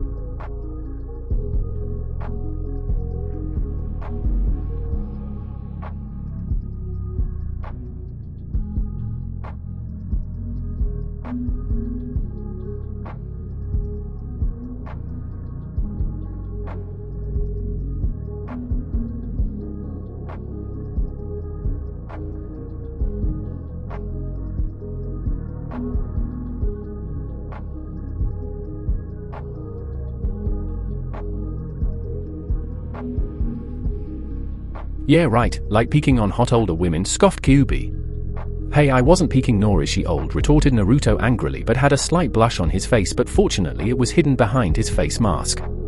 Quite protective are we, teased Kyuubi and stared laughing on seeing Naruto's shocked expression. Balls, muttered Naruto angrily on being caught red-handed by the Kyuubi. Ha ha ha, that was quite funny, brat. You are an interesting human, roared Kyuubi with laughter. Naruto was just itching to beat the shit out of Kyuubi but remembered something. Naruto, you should have better control over your emotions. I taught you better, said Kakashi disappointingly. I won't let it happen again. I will control my emotions, thought Naruto. All right, Kyuubi, what did you call me here for? Asked Naruto seriously, his voice devoid of any emotions. Kyuubi stopped his laughter and looked at Naruto with something akin to interest.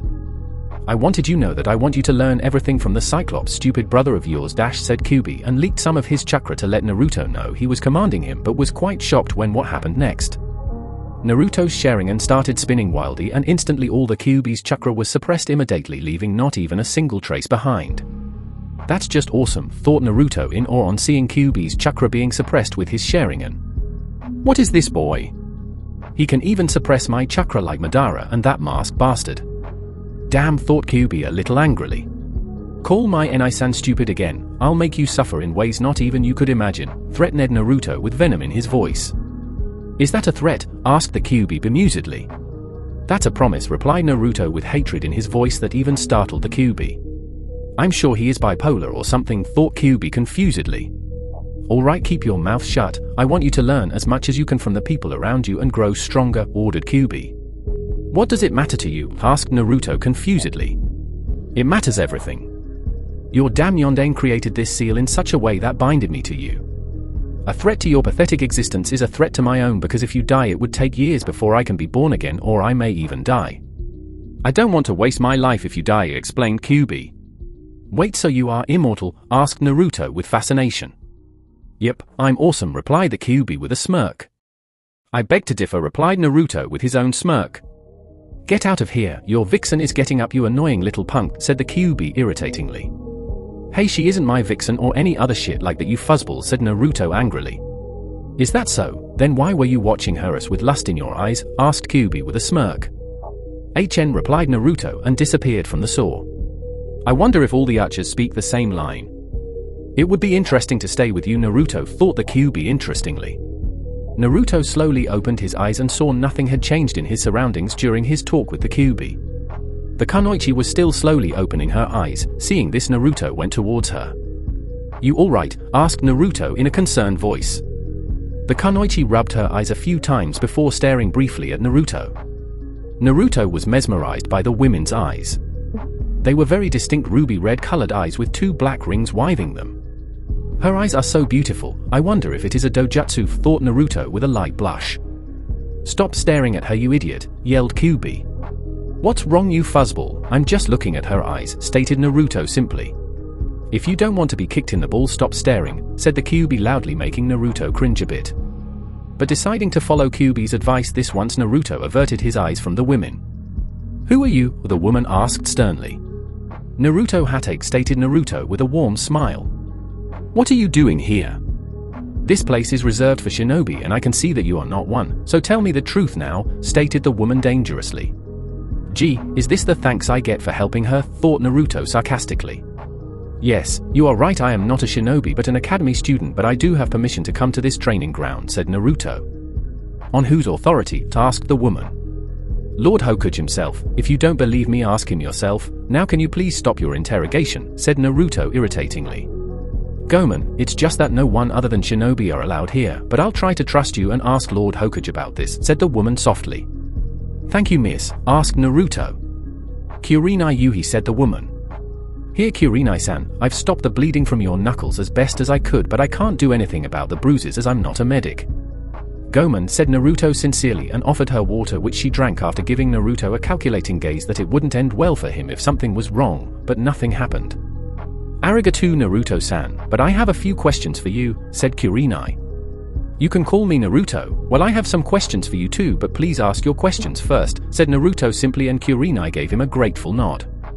Alright Naruto, you said your last name was Hatake. I know only one person in Konoha who has that last name and he doesn't have any blood relative alive now. Care to explain, said Kurenai. Yes, you are right, my real name is Naruto Uzumaki, but after Kakashi Enai-san adopted me I changed my name, said Naruto. Kurenai's eyes widened a little on hearing Naruto's real name but schooled her features immediately.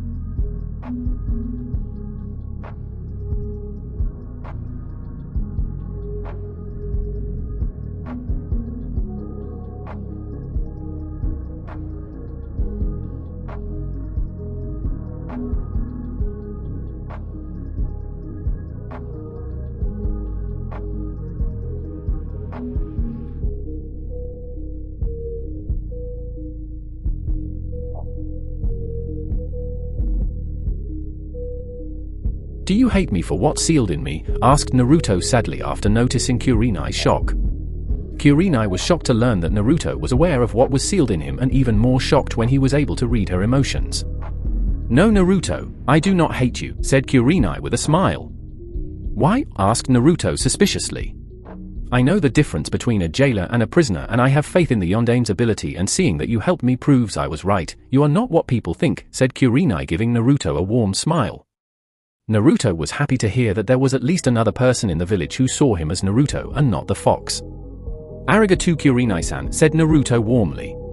Call me Kurenai, now I just wanted to know what were you doing here? You were not peeping, were you? Asked Kurenai menacingly with a dark tone. No Kurenai, I just came here to meditate in order to relax. I swear I wasn't peeping on you, I didn't even know you were here. I just saw you injured and helped you, I didn't do anything perverted, said Naruto instantly. It's alright Naruto, relax, I think I can believe you are saying the truth, stated Kurenai with a smile. You believe me? But you don't even know me, said Naruto in confusion. Yes, I only met you now, but I find truth in what you are saying, and you wouldn't lie to me, would you? Questioned Kurenai. No Kurenai, I am not lying, and thanks for trusting me. Can I ask you a question? Asked Naruto. I'll answer your question only if I believe that it is in my power to answer that, said Kurenai firmly. Fair enough, why were you crying? Asked Naruto. Kurenai's eyes widened on hearing that Naruto had caught her so easily again. She then remembered how her life had went from better to worse. Kurenai had been living a normal life as a shinobi, that was until 6 months ago the Hokage had assigned her a specific mission. She was just a tune-in at the village and was one of the best genjutsu specialists of Konoha. As a result, the Hokage had given her a mission of teaching Yakumo Kurama, the clan heir of the Kurama clan, to control her powers. The girl had enormous talent in genjutsu, which was even more than Kurenai, but the girl was mentally unstable. She had a dual personality that acted as a defense against any of her insecurities and was preventing her from controlling her powers and becoming a shinobi. Yakumo's instability was such that she had murdered her own parents by accident and was not even aware of it. Kurenai tried to help the girl in controlling her powers. Yakumo was a very kind-hearted girl, and over time Kurenai grew a lot closer to her and sometimes acted as her elder sister instead of her teacher, but despite all her efforts she failed. Yakumo's inner demon was highly unstable and as such was a threat to the village. As a result, the Kurama clan demanded Yakumo to be killed, but the Hokage refused that and instead decided to seal away Yakumo's power. He then gave Kurenai a top-secret mission to seal away Yakumo's power and thus ending her career and hopes of becoming a shinobi. Kurenai with a heavy heart sealed off Yakumo's power for the sake of the village and Yakumo herself. She took this burden of making Yakumo believe that she sealed away her power because she was jealous of her, which was entirely false, as she did not want Yakumo to hate the village. Kurenai was proud of Yakumo and had high hopes for her, but destiny played a cruel hand in her life once again.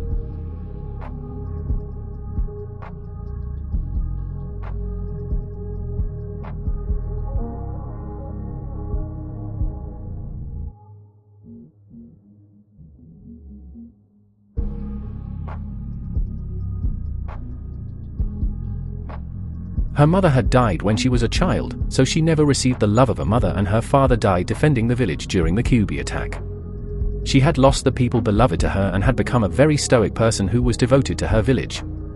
She was known as the Ice Queen of Konoha, but she was not cold and uncaring as people thought her to be. Instead, she was kind, caring and a brave person who had some tragic incidents in her life. And sealing of the powers of the girl whom she considered her younger sister was the last nail in the coffin, and she was unable to bear the pain which came with it.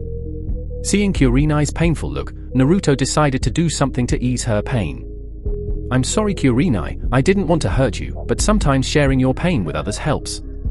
If it is a private matter or something related to village secrets, or if you don't want to tell me, I understand," reassured Naruto with a kind smile. "You are way mature than people your age, Naruto." "How old are you anyway?" asked Kurenai with the intention of changing the topic. "You're not the first person to say that." "I'm 10 years old, I'll turn 11 in a few months," said Naruto, and Kurenai nodded. They both sat there in the shade of the tree in a comfortable silence. Neither of them said a word and instead were enjoying the beauty of nature and the peace it provided. Naruto seemed to just relax and had laid down on the grass and was watching the clouds. Meanwhile, Kurenai seemed to observe Naruto. She found him to be a very carefree person, and there was something about Naruto that was forcing her to believe that she could trust Naruto. She could feel a lot calmer in his presence. It was as if her pain was reduced to some extent. Deciding to start a conversation, she opted to speak first. "You didn't ask my age?" asked Kurenai curiously. "Well, you are a very beautiful and kind person, so your age doesn't matter. And also it doesn't end very well when a person asks a girl her age," said Naruto with a chuckle. Kurenai laughed on hearing Naruto's answer, but also had a light blush on her face. Naruto found her laugh adorable. "I'm 17, said Kurenai, and Naruto nodded with a warm smile. Naruto then took out 2 cups of ramen from his bag and a bottle of hot water. He then added the water to the ramen and stirred it a little, and after a few moments finished preparing his ramen. He then offered 1 cup of ramen to Kurenai. "I know it's not what people like much, but that's what I have right now, and if I am right, you must have trained very hard, so you might be hungry. Would you like to eat some ramen?" asked Naruto sincerely. Kurenai thought over Naruto's proposal a bit. She found Naruto's words to be sincere but was hesitating a bit. "I'm not hungry, Naruto, but thank you for the offer," said Kurenai politely. But after a few moments there was a low rumbling noise which came from Kurenai's stomach. Naruto laughed loudly and Kurenai looked a little embarrassed. She then took the ramen and started eating it slowly. They both sat there in silence enjoying their little meal. Well, Naruto seemed to be enjoying it a lot while Kurenai was eating in silence, but if the peaceful look on her face was any indication, then she was enjoying it too. "I have done some things that I am not proud of," said Kurenai after a few moments. Kurenai was in great emotional stress. She didn't have many close friends and her best friend Anko was on a mission right now. Sure, the Hokage was there, but she could not show weakness in front of him, but after spending some time with Naruto and getting to know him to some extent, she decided to at least talk with him to ease her pain. Sure, she knew that Shinobi lived a life of deception and Naruto could be lying to her, but right now she just needed anyone to listen to her and stand beside her. "Did it hurt some people?" asked Naruto softly. "Yes," said Kurenai solemnly. "Hokage-sama once told me that a life of a shinobi is of pain, but we do what is necessary to protect what is dear to us. I am not judging you, Kurenai, nor am I saying that I can understand your pain and sympathizing with you, because as long as people do not suffer the same pain, they could never understand the pain of other people," said Naruto sadly. He too remembered his life, the hate and pain that he suffered because of him being a Jinchuriki, and could somewhat know of Kurenai's pain, but he did not ask what she did as it might be classified as she was a shinobi, and he was not authorized to know any such information as he had not become a shinobi yet. But the main reason was he did not want to remind Kurenai of her pain. Meanwhile, realization dawned on Kurenai upon hearing Naruto's words. She knew how much Naruto must have suffered during his life, as she had once seen how the villagers treated him and felt sorry for him, but it also made her realize that what she had done with Yakumo was in order to protect her from herself and the village. This seemed to reduce her pain a lot. She could feel a lot much lighter. The guilt was still there, but now it made more sense to her than it did before. She did what she had to do as a shinobi of her village and also protected Yakumo, her precious person. "Arigato Naruto," said Kurenai with teary eyes. "Don't mention it, Kurenai," said Naruto with a warm smile. "Why do you always wear this face mask? Are you trying to imitate Kakashi?" asked Kurenai, wiping her tears. "You know Kakashi Enai-san?" asked Naruto curiously. "Hi, we went on a few missions together," said Kurenai. "I am not trying to copy my brother. This face mask is special to me," said Naruto. "How so?" asked Kurenai. "This face mask was the first present that anyone gave me. It shows the bond between me and Kakashi. It was the first thing he gave me," said Naruto with a smile. "I understand," said Kurenai solemnly, feeling a little sorry for Naruto. "Hey, don't give me that look. I know life is hard, but it does have its good times. Besides, this face mask looks cool on me, doesn't it?" asked Naruto with a little laugh. "Yes, it looks good on you," said Kurenai with a soft chuckle. "Hey Kurenai, you are a Chunin, right?" asked Naruto suddenly. "Yeah," said Kurenai skeptically, not sure where Naruto was heading. "Which is your strongest area in shinobi arts?" "I mean ninjutsu, genjutsu, taijutsu, kenjutsu, or fuinjutsu?" asked Naruto with excitement. "I am skilled in genjutsu and a little bit skilled in fuinjutsu," said Kurenai.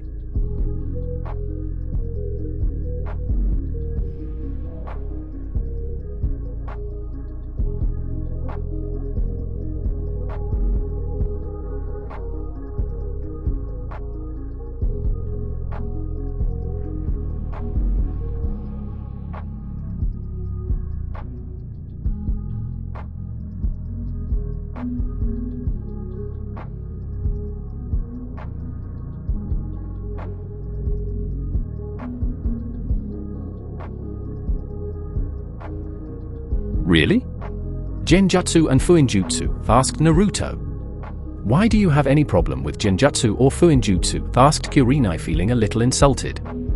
"No, not at all, Kurenai. Genjutsu is a very skilled shinobi arts as well as fuinjutsu. I find it very interesting. A shinobi could easily complete his mission if he could just disable an enemy's senses and distract him. This would avoid time wastage and some bloodshed. Also, the mission could be completed much subtly. But I am not much skilled in genjutsu," explained Naruto a little sadly. He did not mention that he could cast strong illusions with his Sharingan, as it was a secret. "Oh, I thought you didn't like genjutsu. What problems do you have?" "I might be able to help you as I am skilled in this art," said Kurenai with a smile. She was quite happy that Naruto did not underestimate genjutsu like many shinobi, instead wanted to learn it, and as she was a genjutsu master, decided to help Naruto a little bit. "Kakashi says that I have very large amount of chakra, and as a result I have not mastered enough chakra control to cast genjutsu, but I can dispel genjutsu as taught in the academy," said Naruto honestly. "That makes sense, considering Jinchuriki always had large chakra reserves. No wonder he has difficulty in controlling his chakra," thought Kurenai. "Well, I can help you achieve good chakra control in order to let you train in genjutsu," offered Kurenai. Naruto was quite surprised on hearing Kurenai's answer, and as such was a little skeptical about her reasons for helping him. "Why would you help me?" asked Naruto with a little doubt. "I want people to accept genjutsu as an equally skilled art as ninjutsu, and as a genjutsu specialist I would help someone who is interested in it," said Kurenai with a smile.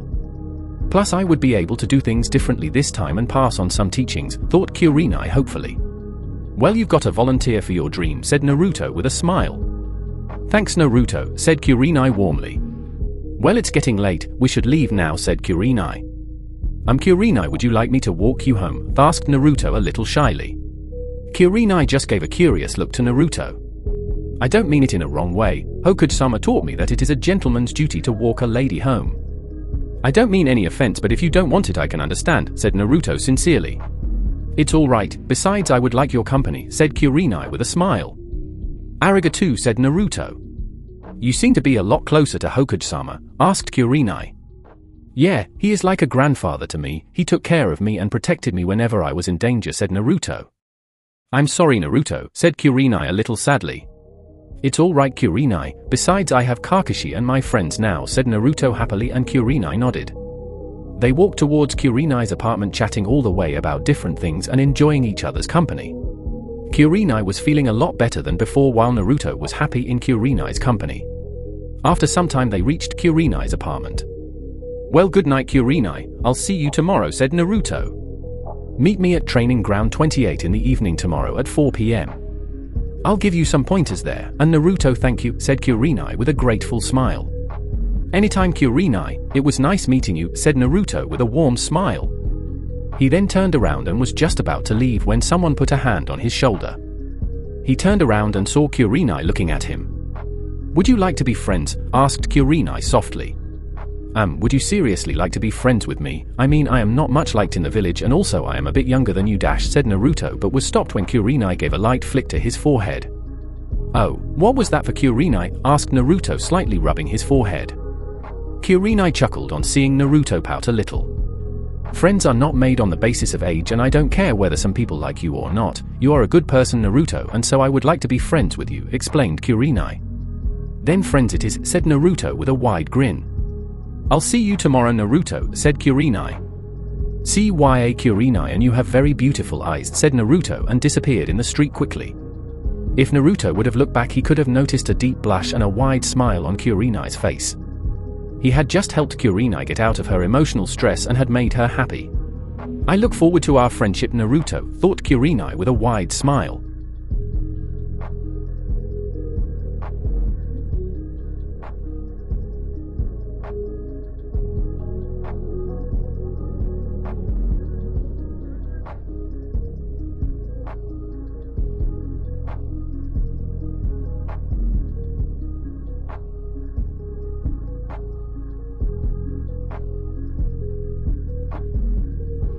Now before I say something about Kurenai, I want to say what I think of shinobi. They are people who follow a code and do their duty honestly, but in the end they are still human and as such have emotions. People generally consider a person weak if he cries, but that is not true entirely even for shinobi. Itachi cried after killing his parents, Kakashi mourns Rin's death till now. My main point is Kurenai is also a person and as such can express her emotions, and also she is 17 and not 27, so is not much stoic. This story will not be a harem, and no Anko, sorry to disappoint you. Naruto will not have chakra chains in this fic, I already gave him enough powers and I don't have enough ideas for chakra chains. Naruto's personality is indeed calm and collected, but he is still not perfect. Remember, he is 10 and can't just control his emotions every time. He is not a clone of Itachi, even though many of his characteristics does resemble Itachi perfectly. Plagius, thank you for your honest and detailed review, but I would differ on some points of the story from you. I would just ask you to be a little patient. I have my ideas and a certain plot in mind, so please don't judge a character I display on the basis of a single chapter. I did follow your advice and corrected the mistakes you showed. I have improved my character interactions very much. Serial killer, regarding Fuinjutsu I have a plan and I'll explain it later. I also appreciate the other reviews I get. Thank you for all the awesome reviews, but I would be very happy if some other readers also gave their reviews and not just adding the story to alerts and forgetting about it. If you want the story to meet some of your expectations and enjoy it, please do tell me about it and I'll try to do that. That's all I have to say. Now on with the chapter. Chapter 4: A World of Lies and Deception. There were very few things in life that amazed Kakashi Hatake. He was fascinated by the strength of his own father Sakumo Hatake, who was stronger than the Sannin. Then his own sensei Minato Namikaze, who could take on armies of enemy and decimate them in minutes. Next was Itachi Uchiha, the prodigy of the Uchiha clan, who decimated the Uchiha clan on his own. But none of them could ever relate to the enigma that was Kakashi's younger brother Naruto. Naruto was like the reincarnation of Itachi Uchiha. He was a true prodigy of Konoha. At the age of 10 he had already mastered many ninjutsu, was proficient with genjutsu with his Sharingan, and a good taijutsu fighter. Kakashi was not able to understand what Naruto couldn't do. He was already a formidable shinobi at such a young age, his thinking was on par with a trained shinobi. Naruto was a calculative person who thought before he acted. Naruto was soon starting to learn Kenjutsu and in the future maybe Fuinjutsu, and if his progress so far can be taken in consideration, Kakashi was sure Naruto would become the ultimate shinobi who would excel in every ninja arts. Naruto had surprised him again, this time by creating his own jutsu. Kakashi and Naruto were right now standing in the Forest of Death. It had become their training ground since they started training a few years back. Naruto seemed to be a little excited while Kakashi looked curious. "So what is this jutsu of your, Naruto?" asked Kakashi curiously. "It is a jutsu which I created after studying what you taught me about the Sharingan and its powers." "It would be better if I showed you," said Naruto sincerely. "All right, go ahead," said Kakashi. Enai-san, I would like you to cast a dangerous genjutsu on me." "You can do it with or without your Sharingan," requested Naruto. "Why would you want that, Naruto?" "You know that genjutsu can harm a person mentally, don't you?" asked Kakashi. "I know, but I have to test whether the jutsu I created works or not." "Please, Enai-san, you can stop it immediately if I fail, but I need to do this," begged Naruto. "All right, but don't blame me afterwards," said Kakashi. "Which jutsu should I use?" "Maybe that one should be perfect," thought Kakashi. Kakashi went through a set of hand signs and quickly executed his jutsu. Meigan, Jigoku Koka no Jutsu, Demonic Illusion, Descending Hell Technique. Naruto looked around his surroundings, but nothing seemed to change at first. Suddenly the air around Naruto started getting hotter and there was a loud noise from the sky. Naruto looked up and saw a large fireball the size of a giant boulder heading towards him at tremendous speed, and it could do some serious damage if it hit him. Time to test it now, thought Naruto immediately, and activated his Sharingan. Meanwhile, Kakashi was observing Naruto precisely in order to stop the genjutsu if things got out of hand. He saw Naruto's surprised reaction on seeing the fireball heading towards him and wanted to know why Naruto was not doing anything, but what happened next shocked Kakashi. The fireball that was about to hit Naruto had hit Kakashi himself and engulfed him in its flames. Kakashi's entire body started burning as the flames engulfed him. Realizing dawned on Kakashi that Naruto had replicated his jutsu and used it against Kakashi. He then immediately formed the Ram sign intending to dispel the genjutsu. But as soon as he dispelled the genjutsu, he found himself in a dungeon bound by chains all over his body. There was entire darkness in the area and no one seemed to be in sight. Kakashi tried to unbound himself from the chains but found that his body couldn't move and he was paralyzed. "What the hell is going on? I can't move my body," thought Kakashi frantically. "You didn't keep your promise, Kakashi," said a voice. Kakashi looked around and saw his deceased teammate Obito Uchiha staring at him angrily. Kakashi looked away in shame. Even though it was an illusion, he still couldn't meet Obito's gaze. "Why did you kill me, Kakashi?" "I loved you," said the voice of Rin, who appeared beside Obito. "You failed me, Kakashi," said the voice of Minato from behind Kakashi. Soon, one by one, every person in Kakashi's life started appearing before him and started saying how disappointed they were in them. Kakashi tried to dispel the genjutsu but nothing seemed to work. Kakashi tried to stop his chakra but found his body was unable to even move. Soon Kakashi couldn't even breathe properly.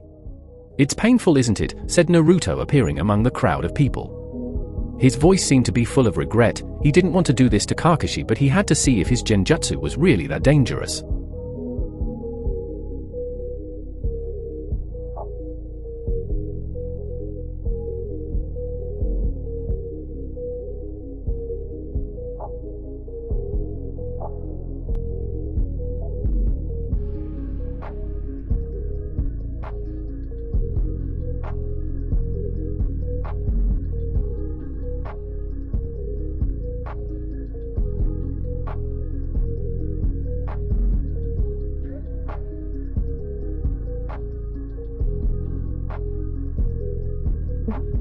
"This is the power of my Sharingan. This is my strongest genjutsu," said Naruto. Naruto then started killing every person in front of Kakashi without any mercy. Kakashi couldn't take it anymore. He couldn't believe what Naruto was doing. He was killing everyone that Kakashi ever loved or cared for. "How could you do this, Naruto?" thought Kakashi regretfully. "Stop it," said Kakashi angrily as he was unable to bear the genjutsu. Immediately the chains disappeared, and instead of being in a dungeon, Kakashi found himself panting on the ground of the Forest of Death.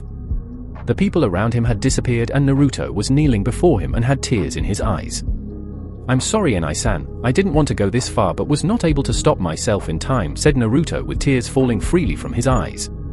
Kakashi was very angry at Naruto and was wanting to hit him badly, but he noticed the tears in Naruto's eyes and his regretful voice and decided that Naruto was telling the truth and he could have gone overboard.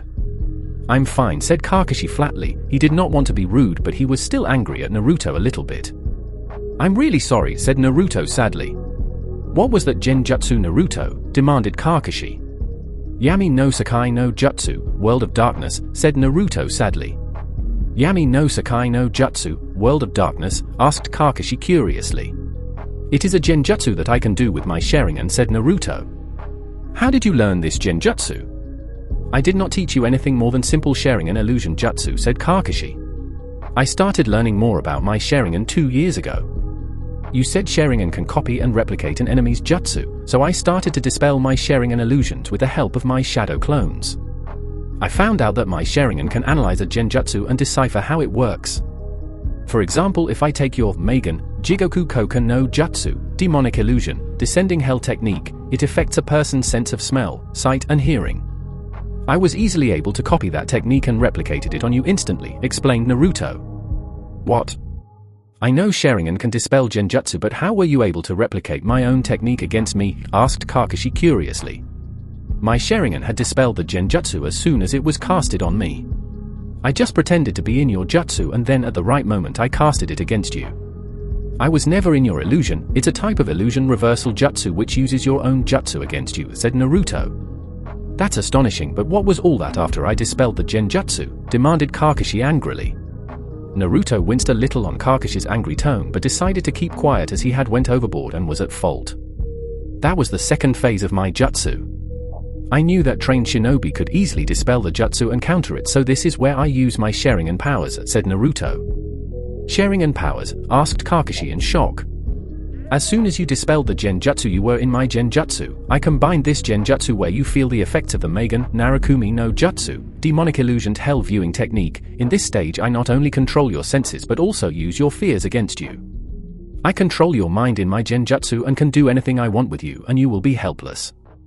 There is very less chance for someone to break out of this genjutsu. These are the special ocular powers of my Sharingan.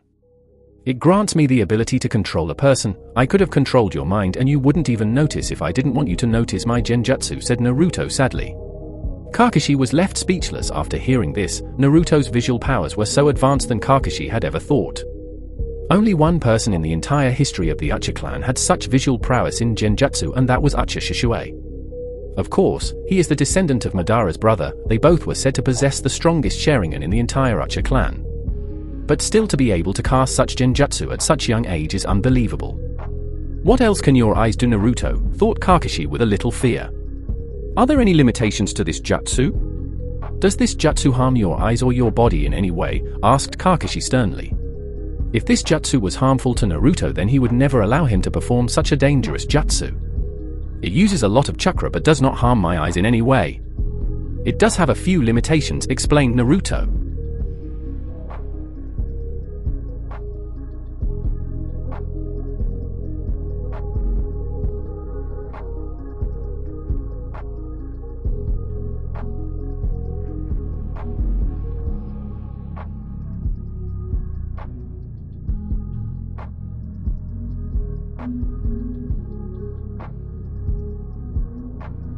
I thought that this jutsu was unstoppable, questioned Kakashi as whatever he had tried didn't work. I'm not sure about that. I think if you had used your Sharingan power at a greater level, then I think you could have broken this genjutsu. Also, I cannot use this genjutsu very often. It will take a few days before I can use this genjutsu again, suggested Naruto. He's right, probably my Mangekyo Sharingan could have broken it, but still it is a dangerous jutsu, thought Kakashi. This jutsu requires me to have eye contact with my opponent, but I am a little vulnerable when I'm casting this genjutsu. However, this genjutsu cannot be broken easily and you'll require the Sharingan to cast this jutsu. I know, as I had tested it before on my shadow clone, said Naruto. You tested it on yourself? Are you an idiot? Yelled Kakashi. The next few minutes Kakashi lectured Naruto on his reckless behavior and reprimanded him continuously. Naruto for his part hung his head in shame and listened as Kakashi scolded him. There is one big limitation of this genjutsu, Enai-san, said Naruto a little hesitatingly. What is that? He asked Kakashi suspiciously. I can control a person's mind, but the longer I use this genjutsu the more strain it puts on my eyes. My eyes started bleeding when I casted this genjutsu on a cat for a few hours, explained Naruto a little fearfully. Why did you lie to me when I asked you if it harms your eyes? Asked Kakashi a little angrily. I was afraid to tell you, said Naruto honestly. Naruto, you can tell me anything you want. This jutsu is harmful to your eyes if you use it longer than necessary, so you should not use it until necessary. Still, it was reckless of you to do this, but I am still proud of you, said Kakashi with a little smile. You're proud of me? Asked a shocked Naruto. Yes, Naruto, it is one of the strongest genjutsu I have ever seen. Your Sharingan is truly unique. It is probably an A-rank genjutsu, it may even become an S-rank genjutsu in the future, said Kakashi proudly. Is it that advanced genjutsu, Enai-san? Asked Naruto in amazement. Indeed it is, but never use it on your comrades, said Kakashi very sternly. Hi Enai-san, I will never use this genjutsu on my comrades, said Naruto sincerely. Now I want you to inform me before you create any other jutsu, as they might harm you and I don't want you getting hurt, said Kakashi seriously. I will tell you, Enai-san, if you want I can even teach my jutsu to you, said Naruto happily. You want to teach me your own jutsu? Asked Kakashi surprisedly, but was a little happy too, as Naruto trusted him enough to teach him such advanced jutsu. I owe you a lot, Enai-san. You took care of me when no one did, you trained me, educated me, provided me the love of a big brother. Everything I am today is only because of you, said Naruto with a true smile. Kakashi was left speechless after hearing what Naruto had said. He truly loved Naruto like his own little brother and was happy to see that Naruto felt the same for him. I'll try to learn your jutsu and tell you what. Since you are willing to teach me your own jutsu, I shall teach you mine, said Kakashi happily. Your personal jutsu? Asked Naruto in an excited voice. Kakashi had indeed taught him many jutsu, but never was one of them his own, and now Kakashi was willing to teach him his own jutsu. This was a big honor. It's called the Kaidori, said Kakashi, and created a blue ball of chakra in his right hand. The jutsu became visible and was making a loud chirping noise. Whoa, Enai-san, that is so cool. What does it do? Asked Naruto curiously. Kakashi then charged towards a nearby tree and smashed his Kaidori through it with a loud noise. The tree was teared apart from the attack and had a large crater at the point of impact. Amazing, said Naruto with fascination. It is an A-rank assassination jutsu which I created few years ago, said Kakashi. Please will you teach me this jutsu, Enai-san? Asked Naruto excitedly. I'll teach you that, but not right now. Let's begin our training for now, instructed Kakashi. Naruto and Kakashi then continued their training for the next few hours. Their main focus of training was based on improving Naruto's form of taijutsu. He had indeed improved his style of fighting. Naruto's fighting style was dependent on his speed and agility. Anko had indeed trained him well with the heavy style, while Kakashi had taught him the Uchiha's intercepting fist, which taught him how to read and interpret an enemy's movements, and combined that with the heavy style made Naruto's taijutsu formidable. After a few hours of training, we find a tired-looking Naruto and a little exhausted Kakashi sitting near a lake in the Forest of Death. Both seemed to be relaxing after a hard training session. Naruto seemed to be having a troubled expression on his face, which did not go unnoticed by Kakashi. What's troubling you, Naruto? Asked Kakashi. Do people deserve second chances? Asked Naruto confusedly. Well, if they want to change the past and amend their mistakes honestly, then I think it is better if we give them a chance. Why do you ask that? Asked Kakashi curiously. Today at the academy there was a change in Sasuke's behavior, said Naruto. What did he do? Asked Kakashi curiously. He sent me a respectful nod instead of the usual disinterested look which he gives to everyone, and did not insult anyone. He was acting a little strangely as compared to his normal behavior, explained Naruto. Maybe he realized his mistakes after his spar with you, Naruto, suggested Kakashi. Why do you think I should even give him a chance? He is just an arrogant, stuck-up prick, said Naruto a little angrily.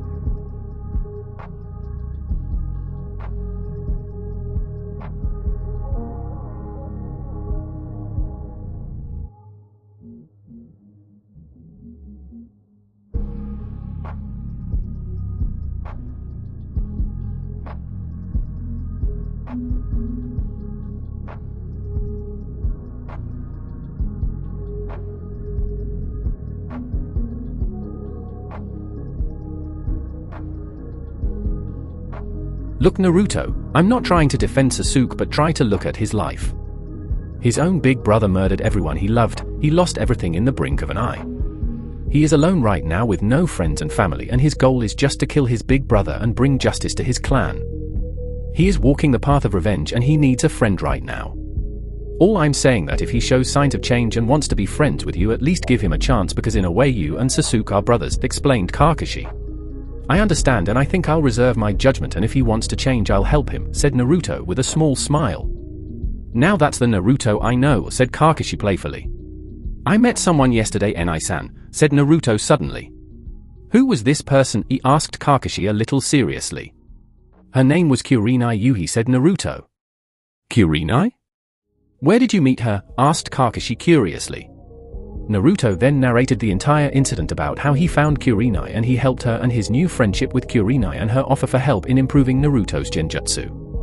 Well, Kurenai is a nice person, I don't have any problem as long as you tell me or Hokage-sama about what she teaches you. Though I would like if you tell me, said Kakashi. I would tell you, but what can Kurenai teach me? You seem to be good in genjutsu, how can she help in improving my genjutsu? Asked Naruto with a little doubt in his voice.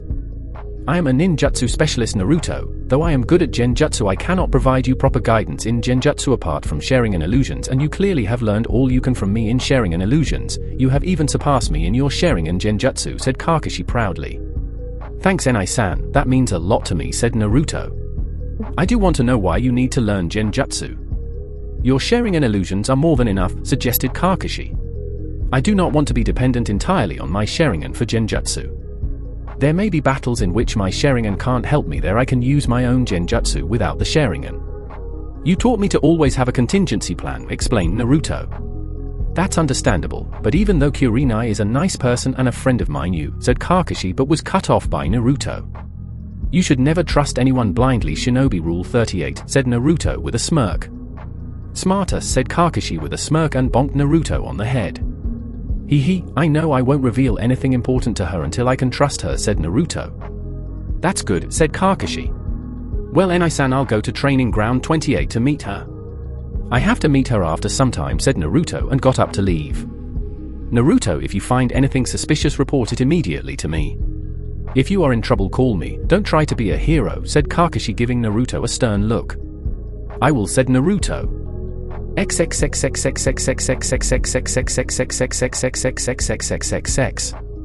Naruto had just reached the eastern gates of the Forest of Death when he sensed a few number of chakra signatures headed his way.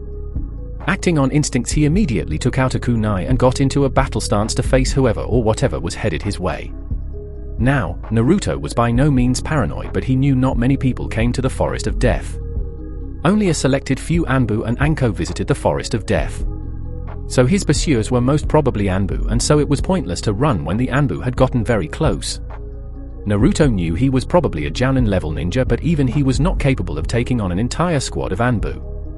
He knew he had just told Kakashi that he wouldn't do something reckless, but he had no choice as there was no time. Naruto's suspicions were proved correct when a squad of Anbu Black Ops landed nearby him. These Anbu had the same faceless masks that the Anbu that had attacked Naruto a few years ago. They are the same Anbu. What do they want with me? Thought Naruto and got ready to fight. We do not wish to fight you, Naruto-san, said the female of the group in a stoic voice. Then why are you here? Asked Naruto suspiciously. We just want to deliver a message to you, said the female Anbu. From whom? Asked Naruto. Danzo-sama wishes to speak to you, said the female Anbu. Why would I want to meet him? The last time when one of you showed up they tried to kill me, said Naruto angrily. Danzo-sama wishes to talk with you about your father, said the female Anbu. Naruto was shocked to hear this. All of his anger just vanished. He always wanted to know who his father was, and despite everything he couldn't find anything about him. If this Danzo knew something about his father, then he would meet him regardless of the dangers. Who is this Danzo-sama you talk about? And how can I trust you? Asked Naruto, giving the Anbu a stern look.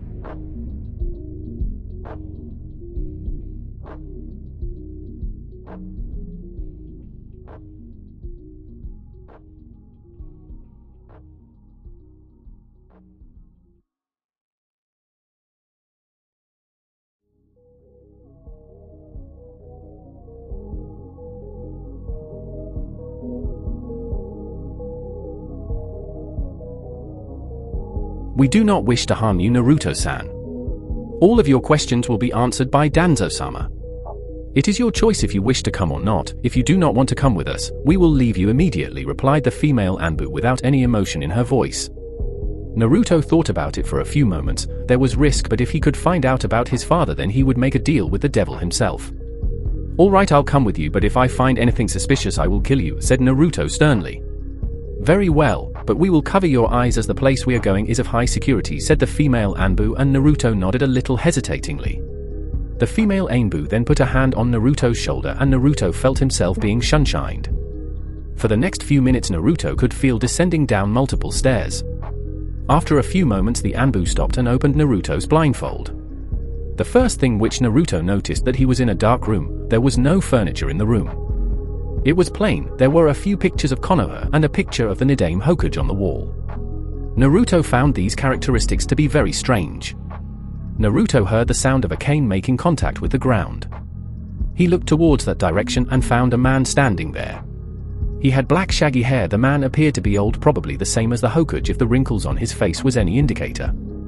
He wore a grey robe which covered his entire body and had his right hand wrapped in it. The man's right eye was covered by bandages and he was looking at Naruto with a neutral expression. "You must be Danzo?" asked Naruto flatly.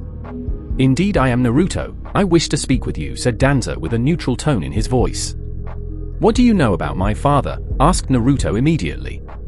"Straight to the point, I see, but before I tell you about your father, what can you tell me about these two pictures?" asked Danzo and pointed to two pictures on the wall with his cane. Naruto looked up at the wall and noticed a picture of the village, and the other picture was that of the Nidaime Hokage. "It is a picture of the village, and if I'm assuming correct, this picture shows the importance of Konoha, as I don't think you are a person who would keep fancy pictures," said Naruto. Danzo chuckled on hearing Naruto's answer, while the Anbu in the room didn't show any emotions. "You are indeed smart, but what do you think of the Nidaime?" asked Danzo. The Nidaime was one of the greatest shinobi of the village. He introduced the rules which we follow as a shinobi today. He was a shrewd man who valued the safety of Konoha above everything else and followed the rules of shinobi to the core, explained Naruto. "It seems Kakashi has trained you well," said Danzo. "How do you know Kakashi Enai-san is training me?" asked a shocked Naruto. "I know everything about you, Naruto. I even know about your Sharingan," said Danzo, suddenly shocking Naruto. "That's impossible," said Naruto disbelievingly. "We live in a world of deception and lies, Naruto. What you see may not be the reality. Every person likes to live in their own fantasies. But I know everything about Konoha and everything about you," said Danzo with a smirk. Naruto didn't know what to say. This man knew almost everything about him, and if he knew about his Sharingan, then what other secrets did this man know about his life? Naruto decided to find out what this man knew. "How do you know about my Sharingan?" asked Naruto sternly.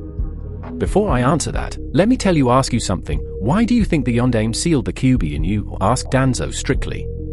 Again, Naruto didn't answer and remained silent. Danzo took it as a cue to continue his explanation. "You were made the Jinchuriki of the Kyuubi in order to protect Konoha. Also, the only people who are capable of containing the Kyuubi in their body were Uzumaki, as they had exceptional chakra which was necessary to control the strongest Biju of this world. But after the destruction of the Uzumaki clan during the Third Great Ninja War, there were not many Uzumaki left. You should know this, as your mother was the second Jinchuriki of the Kyuubi while your great-grandaunt was the first Jinchuriki of the Kyuubi," explained Danzo. Naruto couldn't move. It was as if the world had just stopped around him. His mother was the Jinchuriki of the Kyuubi and his great-grandaunt too. Many questions were arising in his mind, and Danzo read Naruto's emotions and decided to explain further. "You now understand that the Yondaime didn't choose you just because he wanted to make you a Jinchuriki, but he did it because he had no choice," said Danzo calmly. Naruto's respect for the Yondaime increased as he now understood that the Yondaime was forced to do this to him, and if he was in the Yondaime's place he would have done the same to protect his family and village. "But that was not the main reason the Yondaime chose you to bear this burden," said Danzo. "Why did he do it?" asked Naruto neutrally, not displaying his feelings to this man. "It was because he trusted his son the most in the entire world with such power and wanted you to protect the village," said Danzo sternly, but was quite confident that this would prove to be the most shocking thing Naruto had ever heard, and now he could put his plans into motion. "The Yondaime was my father?" asked a shocked Naruto. He couldn't believe that his own father was the fourth Hokage, the person he admired the most in the world. The person who gave him this burden was his own father. "Yes, Minato Namikaze, the Yondaime Hokage of Konoha, was your father. You are his legacy. I guess Hiruzen didn't tell you about this, didn't he?" smirked Danzo. "No, Jiji didn't tell me anything about my father. He told me he would tell me when I was older," said Naruto.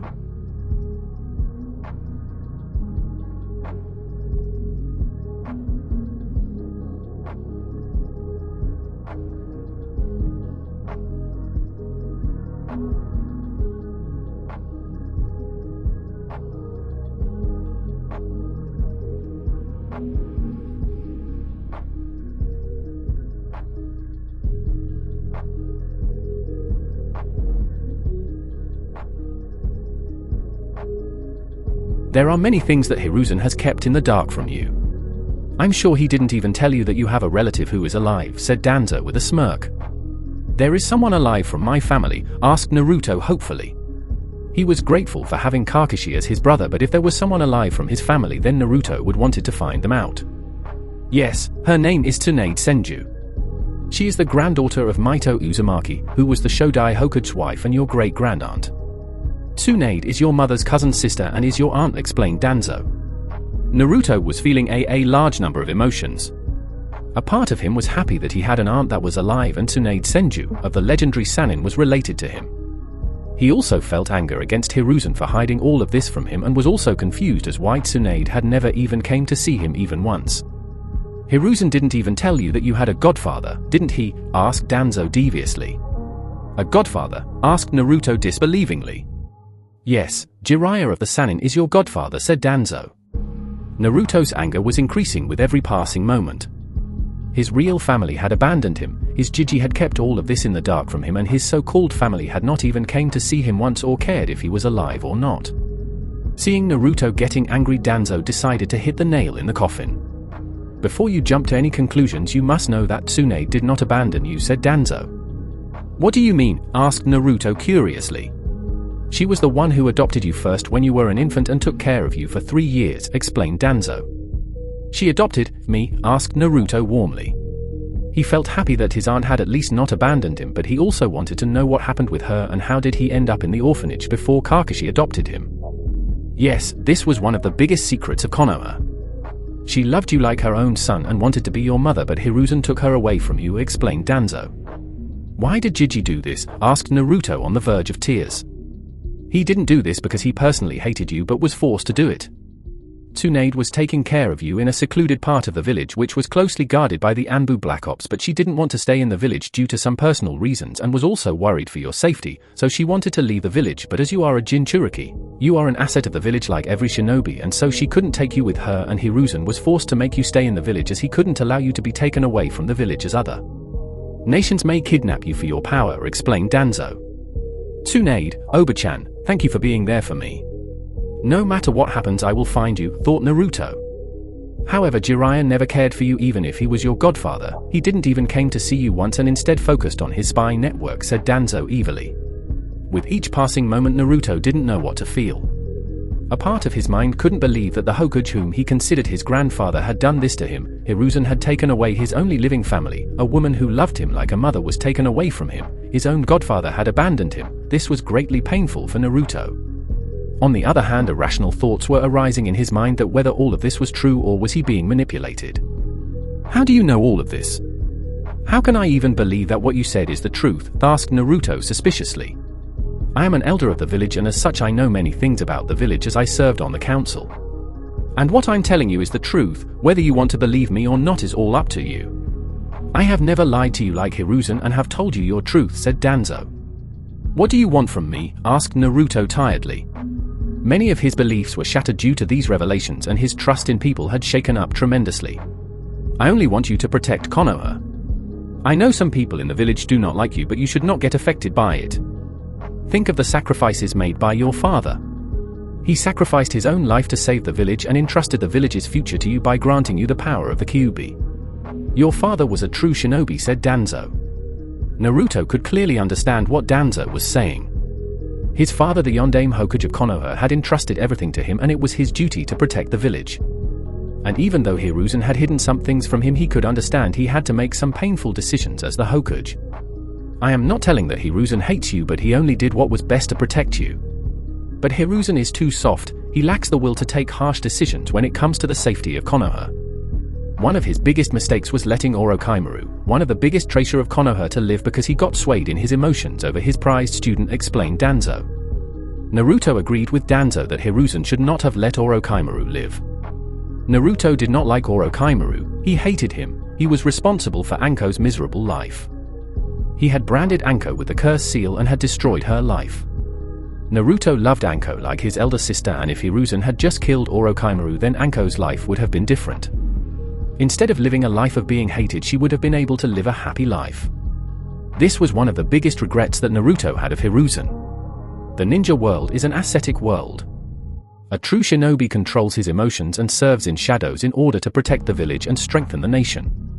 The village is all that matters and nothing else. Self-sacrifice is the way of true shinobi. To be ready to sacrifice anything and do what is necessary in order to protect the village is the duty of the true shinobi. This was the will of the Nidame Hokuge, the one which your father followed to the core, explained Danzo.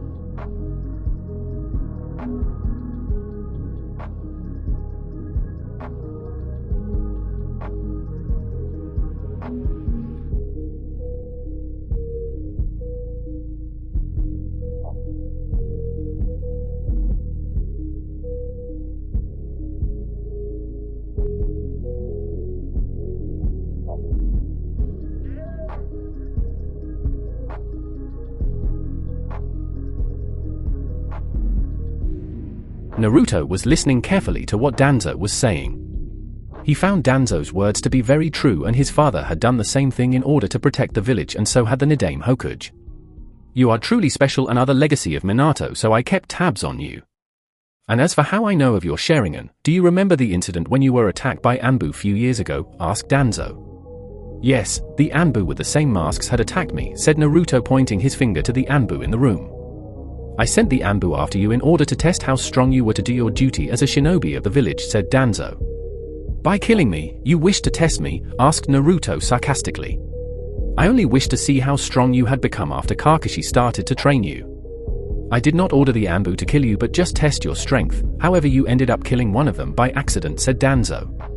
Naruto lowered his head in shame. Even though he had acted in self-defense, he hated bloodshed but also knew as a shinobi he may have to kill, but that doesn't mean he had to like killing people. Danzo saw the shame on Naruto's face. If any of his root had behaved in such a pathetic manner, then he would have killed them instantly, but he knew he had to be patient with Naruto if he wanted his plan to work. You should not be ashamed. Their deaths were not meaningless. Due to that accident your Sharingan awakened and your powers increased.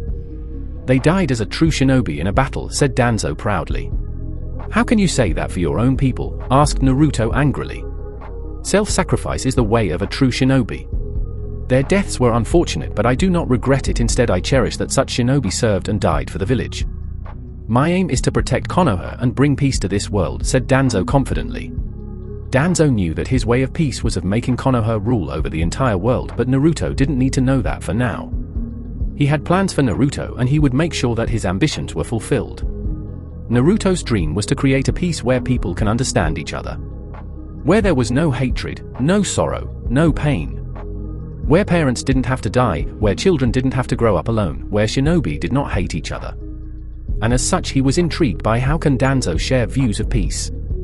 I along with a few of my comrades do whatever it is necessary to protect Konoha and bring peace to the shinobi world. We do what is necessary, said Danzo proudly. Are you trying to oppose Jiji? Asked Naruto sternly. Naruto was still angry at Hiruzen for lying to him, but he still cared for him, and if Danzo intended to harm him then he would stop Danzo. No, Naruto, Hiruzen and I are comrades. We do have a different ideology and thoughts, but we both want to protect Konoha, and I do things which Hiruzen isn't able to do, said Danzo tactfully. You don't want to become Hokuge?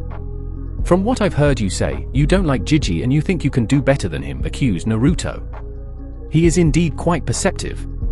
I have to give you credit for that, Kakashi thought, Danzo impressed with Naruto's accurate perception. No, I do not wish to become Hokuge, I only wish to help Hiruzen. He was my teammate and as such it is my duty to help him to protect the village, lied Danzo. Danzo then tapped his cane on the ground and an Anbu came forward with a scroll and handed it to Naruto. Naruto took the scroll and was curious as what was in this scroll. What's in this scroll? Asked Naruto curiously. This is a scroll containing a summoning contract for crows, said Danzo with a smirk. Naruto's eyes widened on hearing this. He knew summoning contracts were extremely rare and priceless and were a great asset for a shinobi. Only certain shinobi had summons. Kakashi had his dog summons, Jiraiya was the toad sage. For Danzo to give Naruto a summoning contract was strange for Naruto. Why are you giving me this? Asked Naruto curiously. It is a gift which I want to give you. I have faith that you will use it to protect the village, said Danzo. What do you want in return? I don't think you would just give me a summoning contract like that, asked Naruto suspiciously. Danzo was a master in manipulating people. He had lured Naruto to him by using his knowledge of Minato and Naruto as bait. He had then revealed Naruto's secrets to him which Hiruzen had hidden from him and had weakened his belief in Hiruzen. He had then went on to explain his ideology to Naruto, hoping to get him on his side, and the final finishing was offering the boy a big gift as a summoning contract to strengthen his beliefs in Danzo. Naruto was very important for Danzo's plans. Not only was the boy the Jinchuriki of Kyuubi, but was also related to the first two Hokages and was the son of the fourth Hokage, and as such would have great political and militaristic advantage in Konoha in the future, and if he wanted to become the Hokage, then having Naruto on his side would be a huge benefit for him. Naruto also was a powerful shinobi, and if he could understand Danzo's ideals, then he could become Danzo's ultimate weapon. So Danzo decided to do whatever necessary in order to fulfill his goals, and was patient in dealing with Naruto and changing his beliefs. I believe you can use it more properly than anyone else. I do not want anything in return. Your father did a lot for his village, and the least I can do is guide you in protecting what your father died for, said Danzo tactfully. Naruto nodded. If Danzo was just giving him a summoning contract without wanting anything in return, that he was not refusing it. Summoning contracts were very rare. Finally, my plans will be fulfilled, thought Danzo. Now I need to ask you, Naruto, will you do whatever it takes to become a true shinobi and cooperate with me so that we can protect Konoha and bring peace to this world? Asked Danzo with a smirk. The entire room fell silent. Everyone's eyes were fixed on Naruto and thinking what decision he would make and what destiny had in store for Konoha and the shinobi world. That is the end of the first movie of this fanfic. Do not worry, the next movie will come out soon, and before you ask, this video covers 5 chapters out of the 111 chapters. So expect this to be a very long series. Like and subscribe to be notified. See you all in the next one.